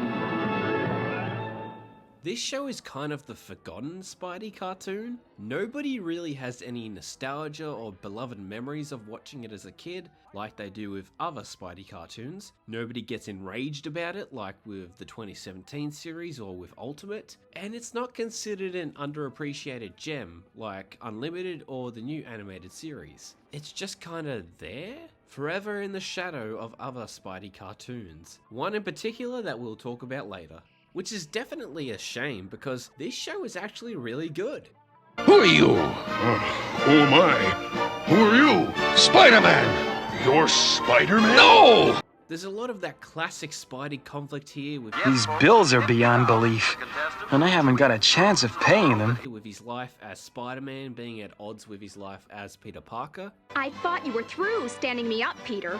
Honestly, Betty, this is the last time. With this show being the first Spider-Man cartoon being created after the 60s series, it was very refreshing to see a Spidey cartoon with an actual budget. The show also follows in the footsteps of the 60s show by creating new villains, but also using the established roster of rogues, like Doc Ock, Green Goblin, Lizard, Mysterio, Kraven, Vulture, and Kingpin, Ah, there he is again. The series is also notable for featuring the first appearance of Black Cat in anything outside of the comics. And while the series uses the Spidey rogues really well, none of them are really Spidey's arch nemesis in the show.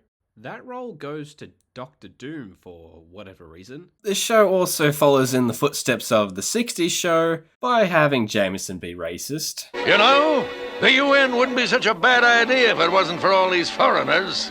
Spider-Man 1981 may not have had a massive impact on the Spider-Verse like many of the other shows in this video, but it does deserve to be part of the Spider-Verse and does deserve your time, because this is one Spidey who was truly sensational. Spider-Man. He's not as bad as some people say? No! Whatever gave you that idea? Well, win a few, lose a few.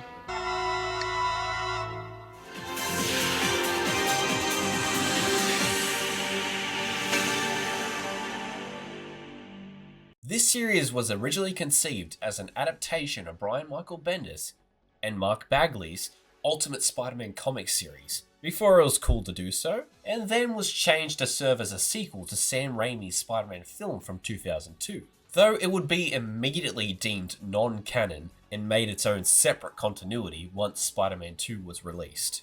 I have a lot of nostalgia for this series, as I grew up watching it alongside Spider-Man the animated series and the Spectacular Spider-Man. I watched the DVD for this series religiously. The series was the first Marvel series to be animated in CGI, and uses it in a cool, cel-shaded style. The animation works extremely well.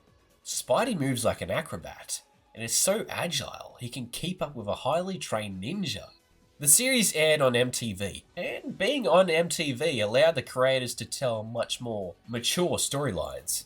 If I had the chance, I would kill him with my bare hands. This mature nature also allowed the characters to swear.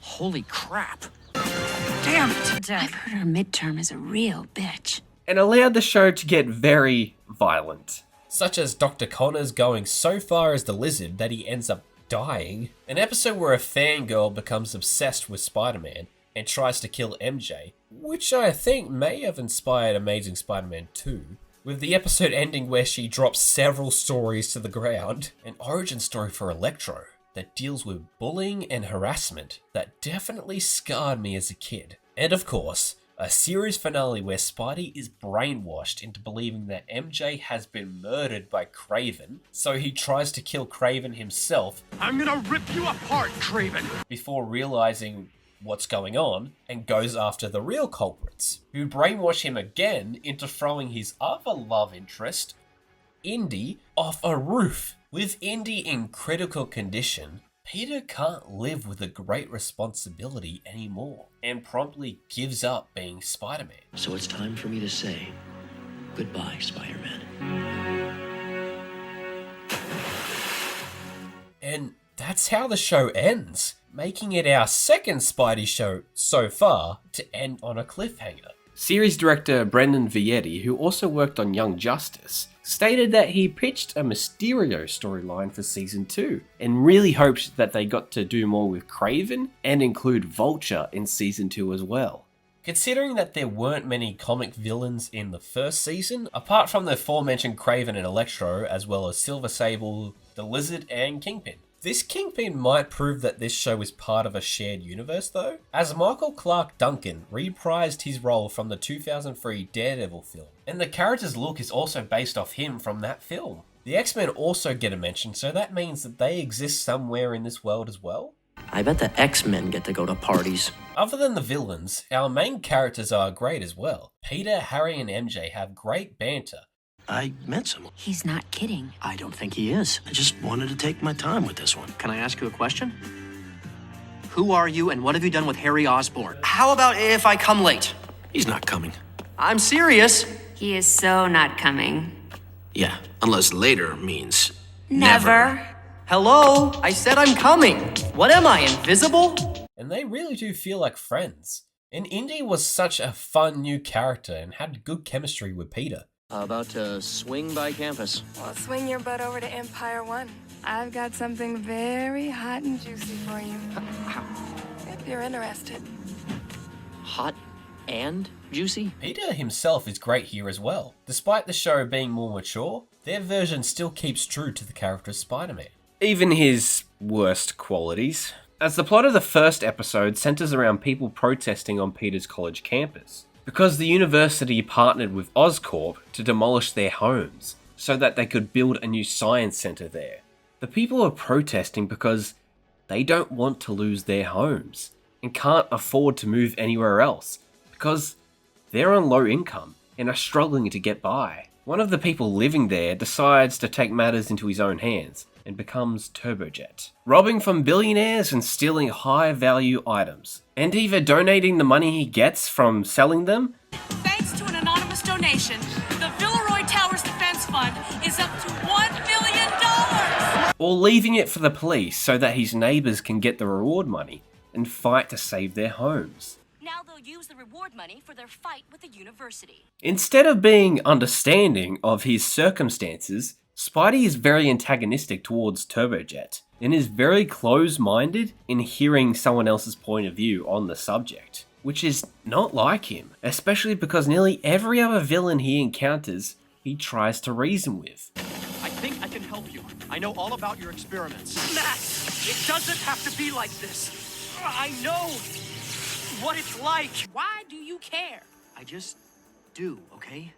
Peter could have been able to relate to Turbojet, because Peter knows what it's like to be poor and to be struggling to get by. The protesters in the episode are also portrayed so poorly, making them out to be sheep who blindly follow orders and get violent at the drop of a hat. While Peter does say at one point that they do have a point, she's got a good point.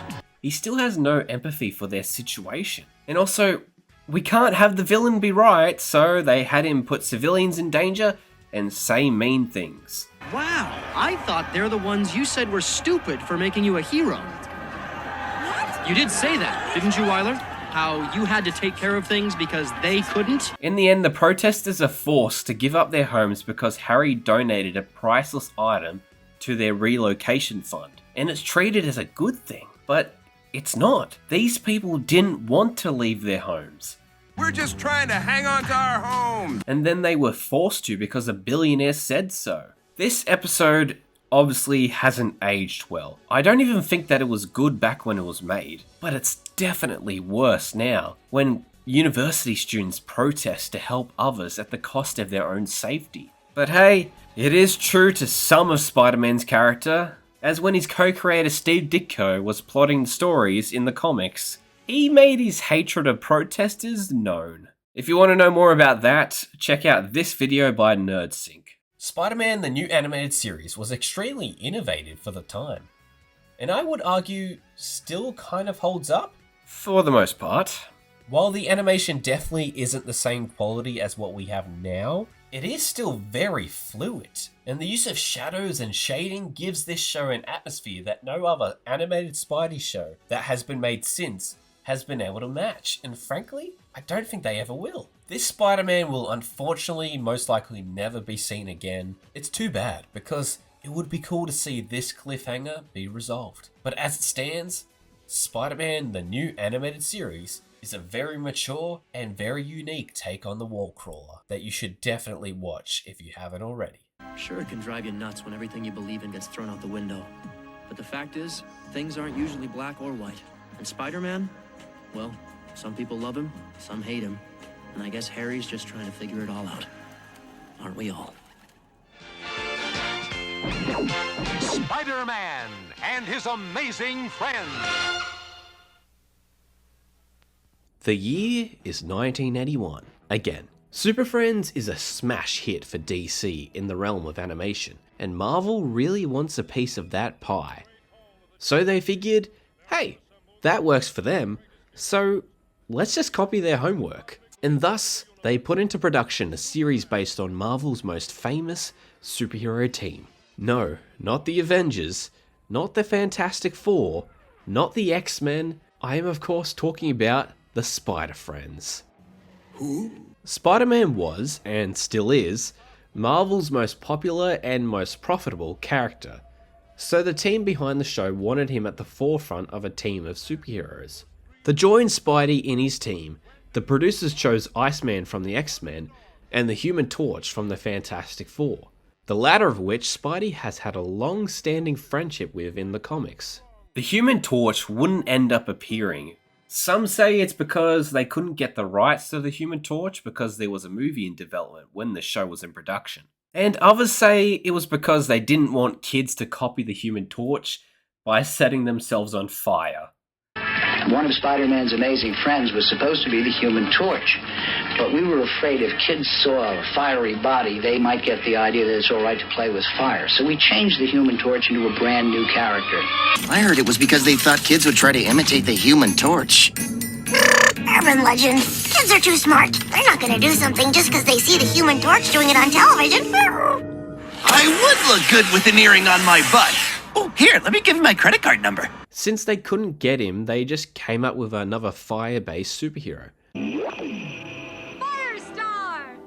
Firestar as a character shouldn't really work, but for some reason, she does. She has a fun dynamic with the two boys, and was made more complex by the writers choosing to make her a mutant, and a former member of the X-Men. Tying her into the mutant side of Marvel proved to be a brilliant idea, as it made her a lot more interesting and allowed her character to be expanded upon by future writers at Marvel. As like Harley Quinn and X-23, Firestar made the jump from animation to comics. She led a self-titled miniseries from 1986 and has played important roles in X-Men related events in recent years, such as Fall of the House of X, and has recently joined the West Coast Avengers. Not bad for a substitute character. In another attempt to copy Super Friends and Hanna-Barbera productions in general, the producers added a dog sidekick to go on adventures with the heroes, Ms. Lion, even though the writers hated her. Though she never takes the spotlight away from the other heroes, which is good. Know your place, dog. Iceman in the show is fun too. He's particularly likable due to being voiced by legendary voice actor Frank Welker, voice of Scooby-Doo, Fred, Darkseid, Megatron, and many, many more. Despite two other compelling heroes, the spotlight is never taken away from the title character. Hold everything.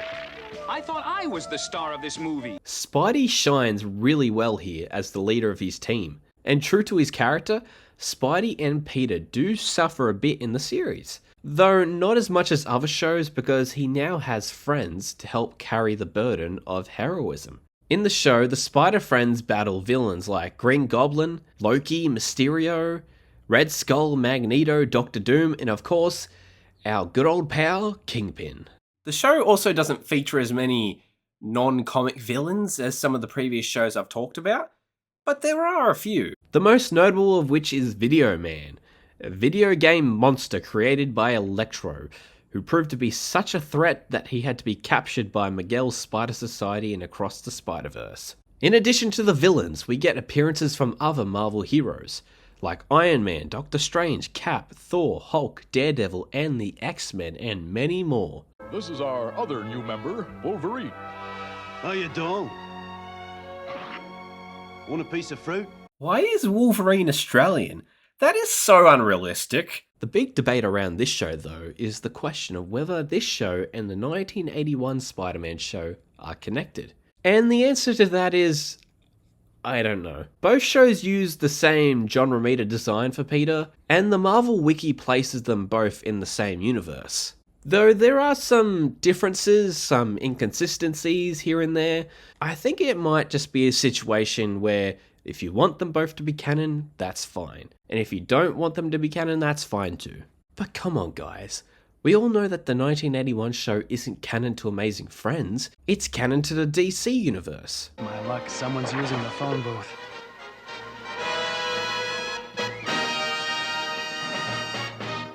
Say, where have I seen that guy before?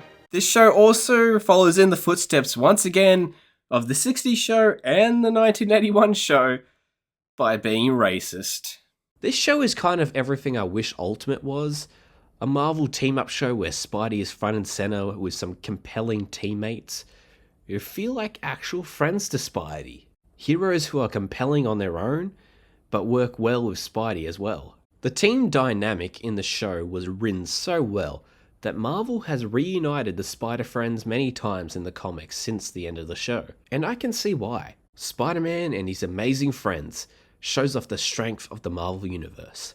Having characters who work well on their own work just as well with other heroes. Spider-Friends! Go for it!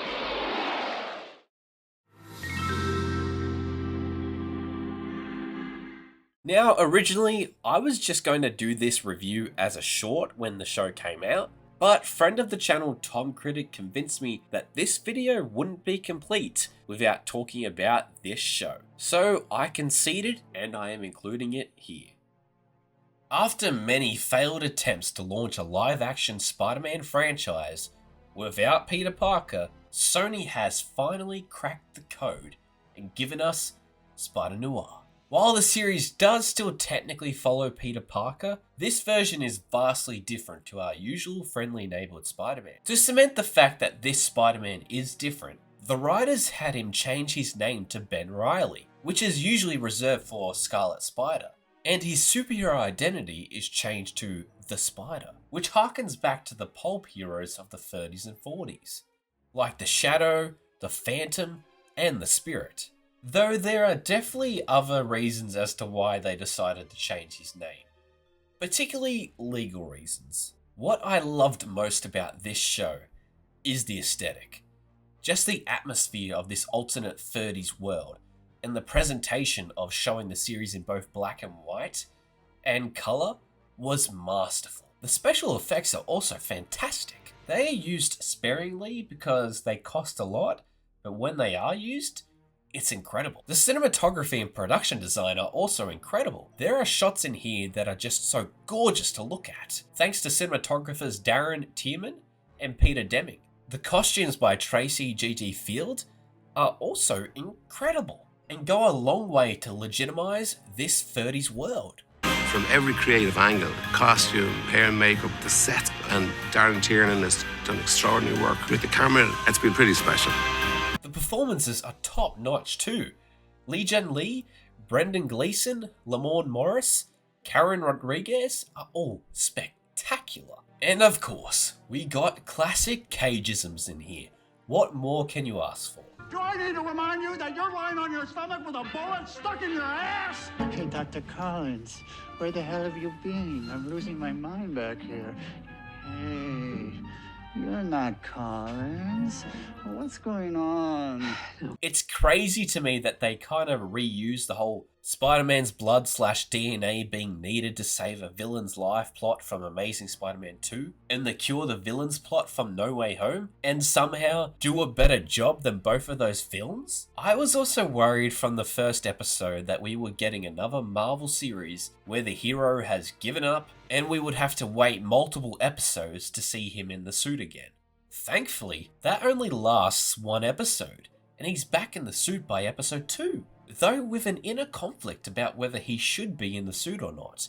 People say that the Spider-Man rights should be with Marvel Studios and Disney instead of Sony, due to the poor choices Sony has made. And I have to disagree, because while Sony has made some poor choices with the Spider-Man IP as of late, I don't think you would get something this creative from Disney. Plus, a lot of the best Spider-Man adaptations have come from Sony. I just wish that they keep going from here, giving us a new film or show in the Spider-Verse that tackles different genres. Give us an anti-establishment Spider-Punk movie. Give us a Black Cat heist movie. Give us a Blade Runner style sci-fi film with Spider-Man 2099. Give us a coming-of-age movie about Silk finding her family. Do a deal with the MCU so we can have a Jessica Drew movie where she breaks free from Hydra and becomes her own person. The possibilities are endless, Sony. I really hope that this is just the beginning of great Spider-Verse stories. I mean, it's Spider-Noir. Well, hell yes. Of course I'm gonna do that. Who wouldn't do that?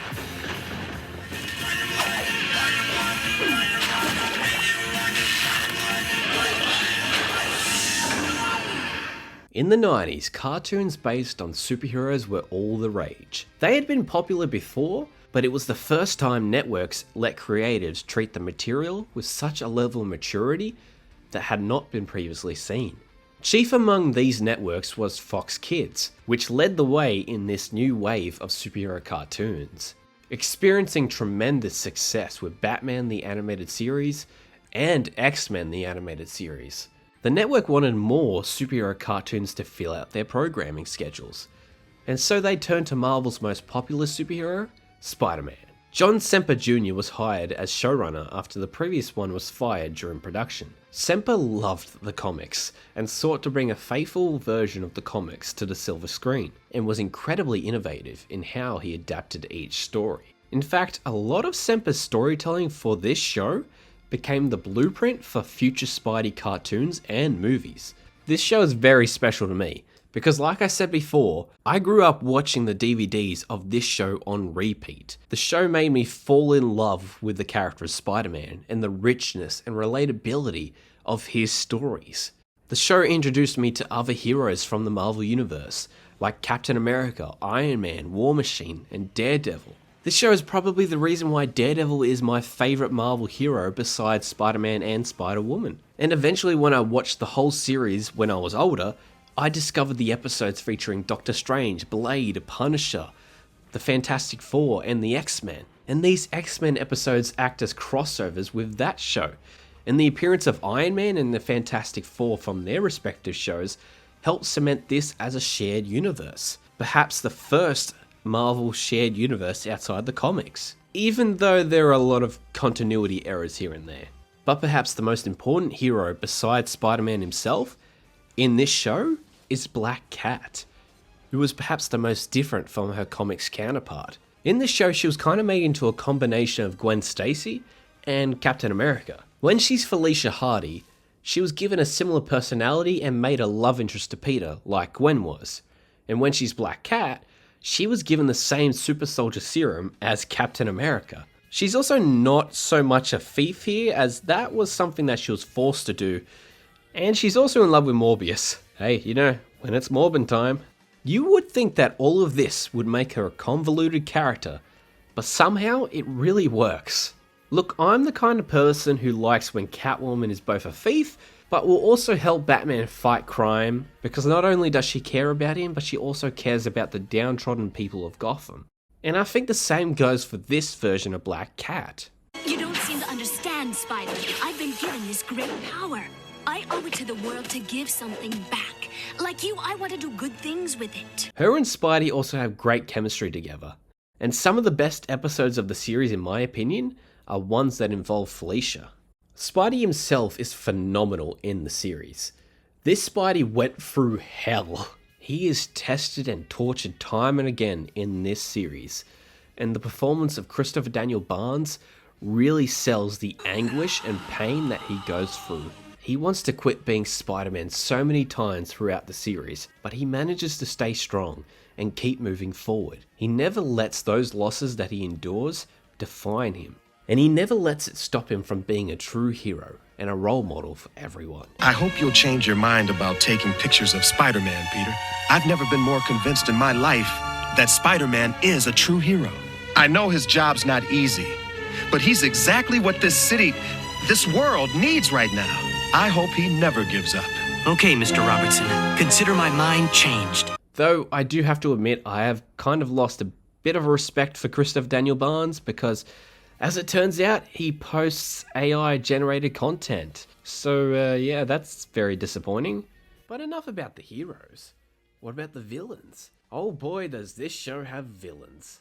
Semper included basically every villain he could in the show. We got Doc Ock, Green Goblin, both Norman and Harry, Hobgoblin, Kraven, Mysterio, Shocker, Scorpion, Rhino, Vulture, Venom, Carnage, Electro, Alistair Smythe, the Spider Slayers, the Lizard, Morbius, Hydro Man, Prowler, technically an anti-hero, but whatever, Tombstone, the Spot, and Silver Sable. And even fucking Big Wheel made the cut. The show also gave us the best version of the Kingpin. Sorry, Vincent D'Onofrio.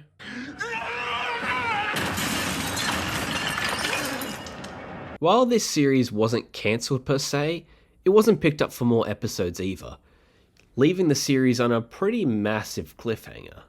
For years now, fans have campaigned for a continuation to wrap that cliffhanger up and other remaining plot threads. And for a while, it seemed pretty unlikely to happen, until recently. In 2024, Marvel Studios released X-Men 97, a continuation of X-Men the Animated Series, which picks up a few months after the end of that series. In addition to bringing back the 90s X-Men and their supporting cast, the series also includes cameos from other characters from the Marvel Animated Universe shows. Chief among them was Spider-Man and Mary Jane from this series, also Flash Thompson, hinting that the series cliffhanger has been resolved off-screen, which kind of made fans even more eager to see a continuation of this series. And now, with the success of X-Men 97 and Daredevil Born Again, which are both revivals of older shows, there are rumours that Marvel is reportedly open to reviving more shows. And I think now it's more possible than ever.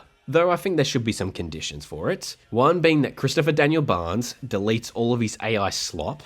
And two, Marvel gives all these other shows a chance of being revived. Then I think we'll be good to go. There are some minor things that do hold the series back a little bit, such as reused animation and characters like Morbius being extremely toned down. But those things aren't the fault of the writers. Spider-Man the Animated Series was the Spidey for a whole generation of fans. It gave respect to comic storylines from the 60s all the way to the 90s, but also did its own thing with the material, which paid off really well, leading to a lot of its stories being the basis for the future of the character, making this perhaps the most influential Spider-Man series of all time. Yeah, okay, bye-bye. Isn't the hero supposed to get the girl? I saved the city from Jungle Boy, and I'll be lucky if Mary Jane or Felicia ever speak to me again. Not to mention the fact that the Animal Kingdom walked all over my costume. Never again do I get in the middle of a lover's spat. Stick a fork in me. I'm done. Spectacular, spectacular, Spider-Man, spectacular, spectacular, Spider-Man.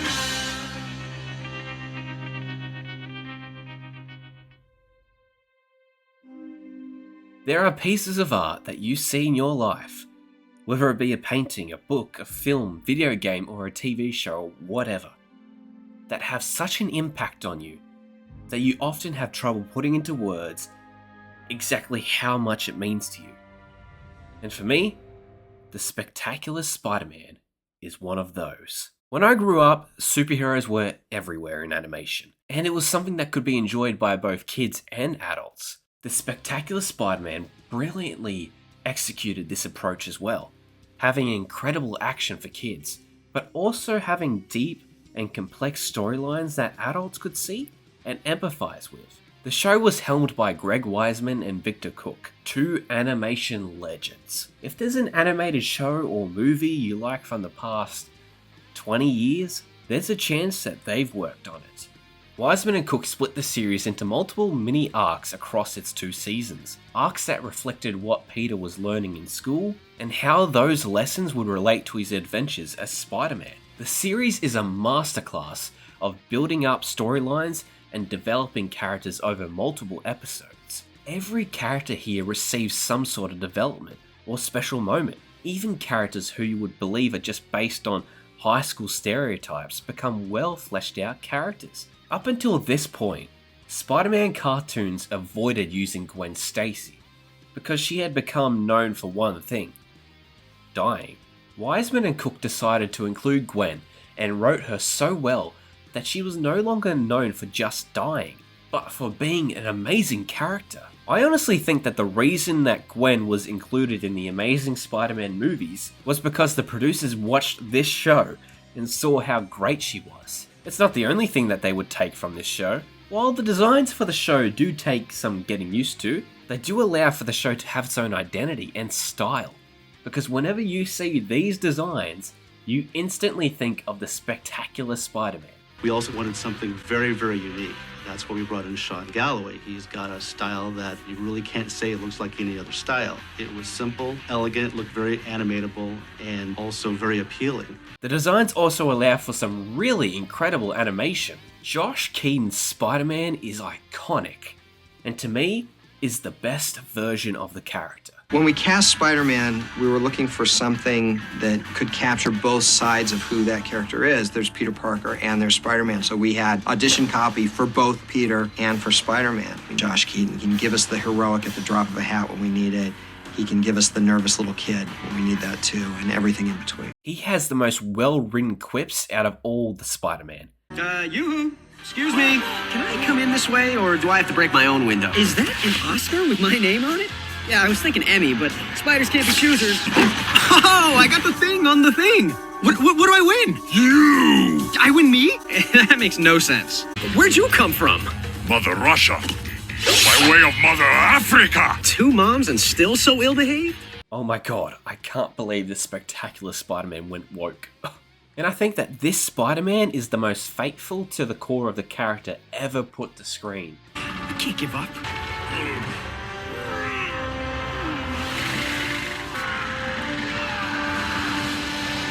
While I do love that cameo he got in Across the Spider-Verse, that cameo does kind of ruin his character a bit from here. All you have to remember is to look the other way on occasion. I can't ever look the other way again. Let's finish this. A simple trade, Swinger. I help you get the prison under control, and you look the other way for Walter. Do you have any idea what happened the last time I looked the other way for Walter? I assume you remember our last physical encounter. Painfully. But I told you then, I don't look the other way. You can't ask me not to save my father. We know it's hard. But it's the truth, Miles. I personally subscribe to Greg Weisman's theory that wasn't Spectacular Spider-Man, but he was from a world that was extremely similar to Spectacular. And this is just me being honest. This is not a comment on the filmmakers. I love both those movies. I want to make that really clear. So I cannot fathom our Peter Parker from Spectacular siding with Miguel against Miles over the idea of letting his father die for the sake of the canon. But I mean, I agree. I definitely think that Spectacular would have rebelled. There's definitely some Spider-Punk in him. As I just said, this isn't ours. This is the one universe right next to it that still has, that is so similar that the voice still sounds like Josh Keaton, but is with a Peter who could be swayed over to Miguel's side. I don't think our Peter could have been swayed. It is devastating though that the best take on Spider-Man was cut short, but thankfully, Josh Keaton has returned to the role a few times here and there, and his version of Spidey did cross over with Avengers Earth's Mightiest Heroes. Well, technically he did, technically he didn't, it's the whole thing. Well, most Marvel fans know this, but for those of you who don't, Spider-Man appeared as a guest character in Avengers Earth's Mightiest Heroes Season 2, and was originally voiced by Josh Keaton, as the showrunners Christopher Yost and Joshua Fine intended for it to be a continuation of Josh Keaton's Spider-Man from Spectacular. And since it had been made clear that Spectacular wasn't getting a third season, these guest appearances on Avengers were intended to be a send-off for that show. However, during production on the back half of episodes for Avengers Earth's Mightiest Heroes Season 2, the higher-ups at Marvel Entertainment decided to replace Josh Keaton with Drake Bell, as he was going to be voicing Spider-Man in the then upcoming Ultimate Spider-Man series. So they thought it would be a good way to promote Ultimate by having that Spidey voice actor appear here. A decision which did not sit well with Joshua Fine. It was a decision that I pretty adamantly disagreed with. We had already recorded Josh Keaton as Spider-Man, and he was great. I mean, his performances were really excellent. It was crushing to lose them. No slight to Drake Bell, who did us a huge favor by coming in and recording those episodes. I know fans, when they found out about this, were giving Drake a bunch of grief, and it really was not Drake's fault at all. He worked hard and he gave us a great performance, and he did it in spite of the fact that I probably was just not happy to be there recording with him the entire time. This decision was cruel in nature from the higher-ups at Marvel Entertainment, because they didn't even tell Josh Keaton that he had been replaced. Avengers Earth's Mightiest Heroes, was going to be the kind of like my send-off. So I was like, all right, sweet. Well, at least I get to play Spider-Man in this last thing. That's cool. Awesome. And then the night that it aired, and I was going to watch it. I watched it, and I was like, wow, that is not my voice. That is not my voice. He's hitting all the same beats I'm hitting because, you know, the animation was probably already done, so they had to just have him kind of listen and repeat to what I did and say, okay, now you do it. And I was like, that's not my voice.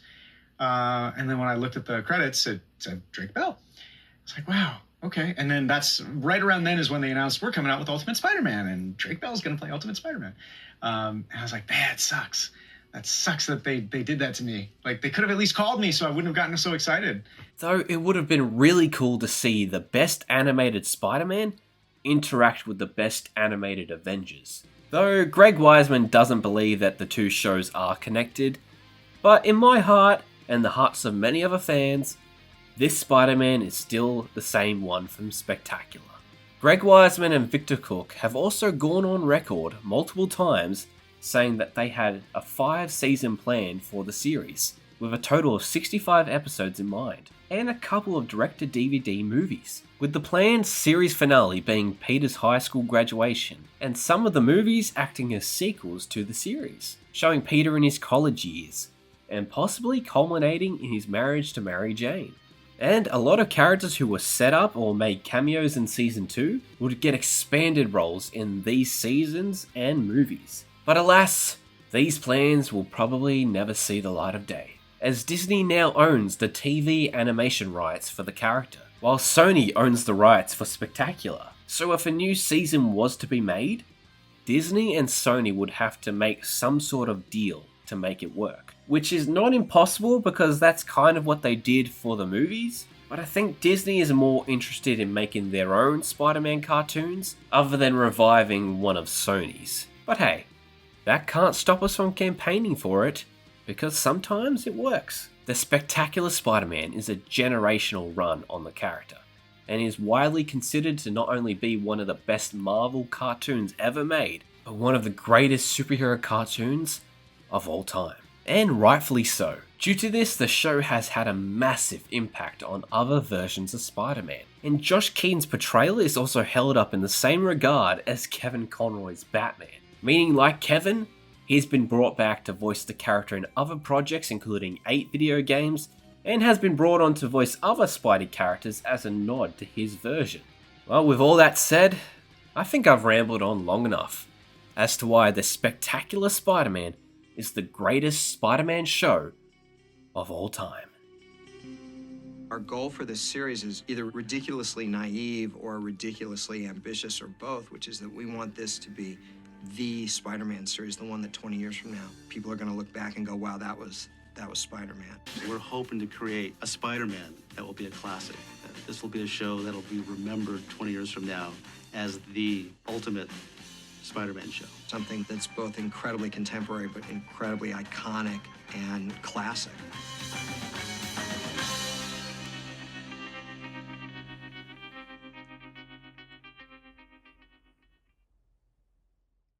Well, that's about it.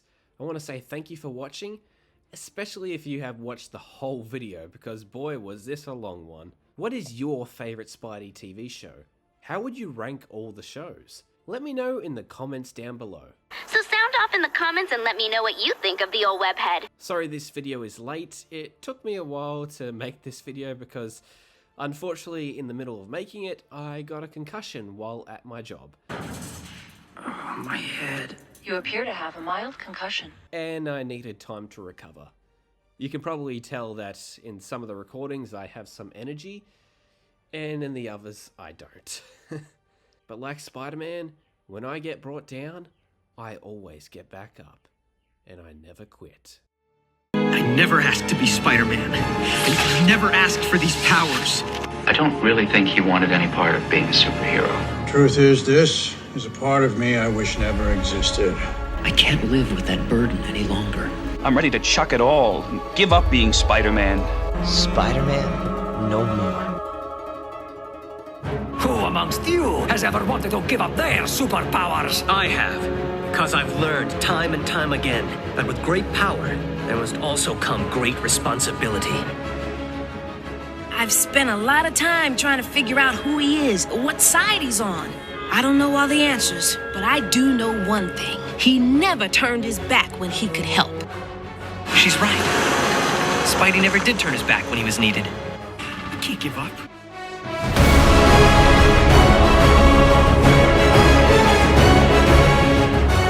You really are a super Spider-Noir.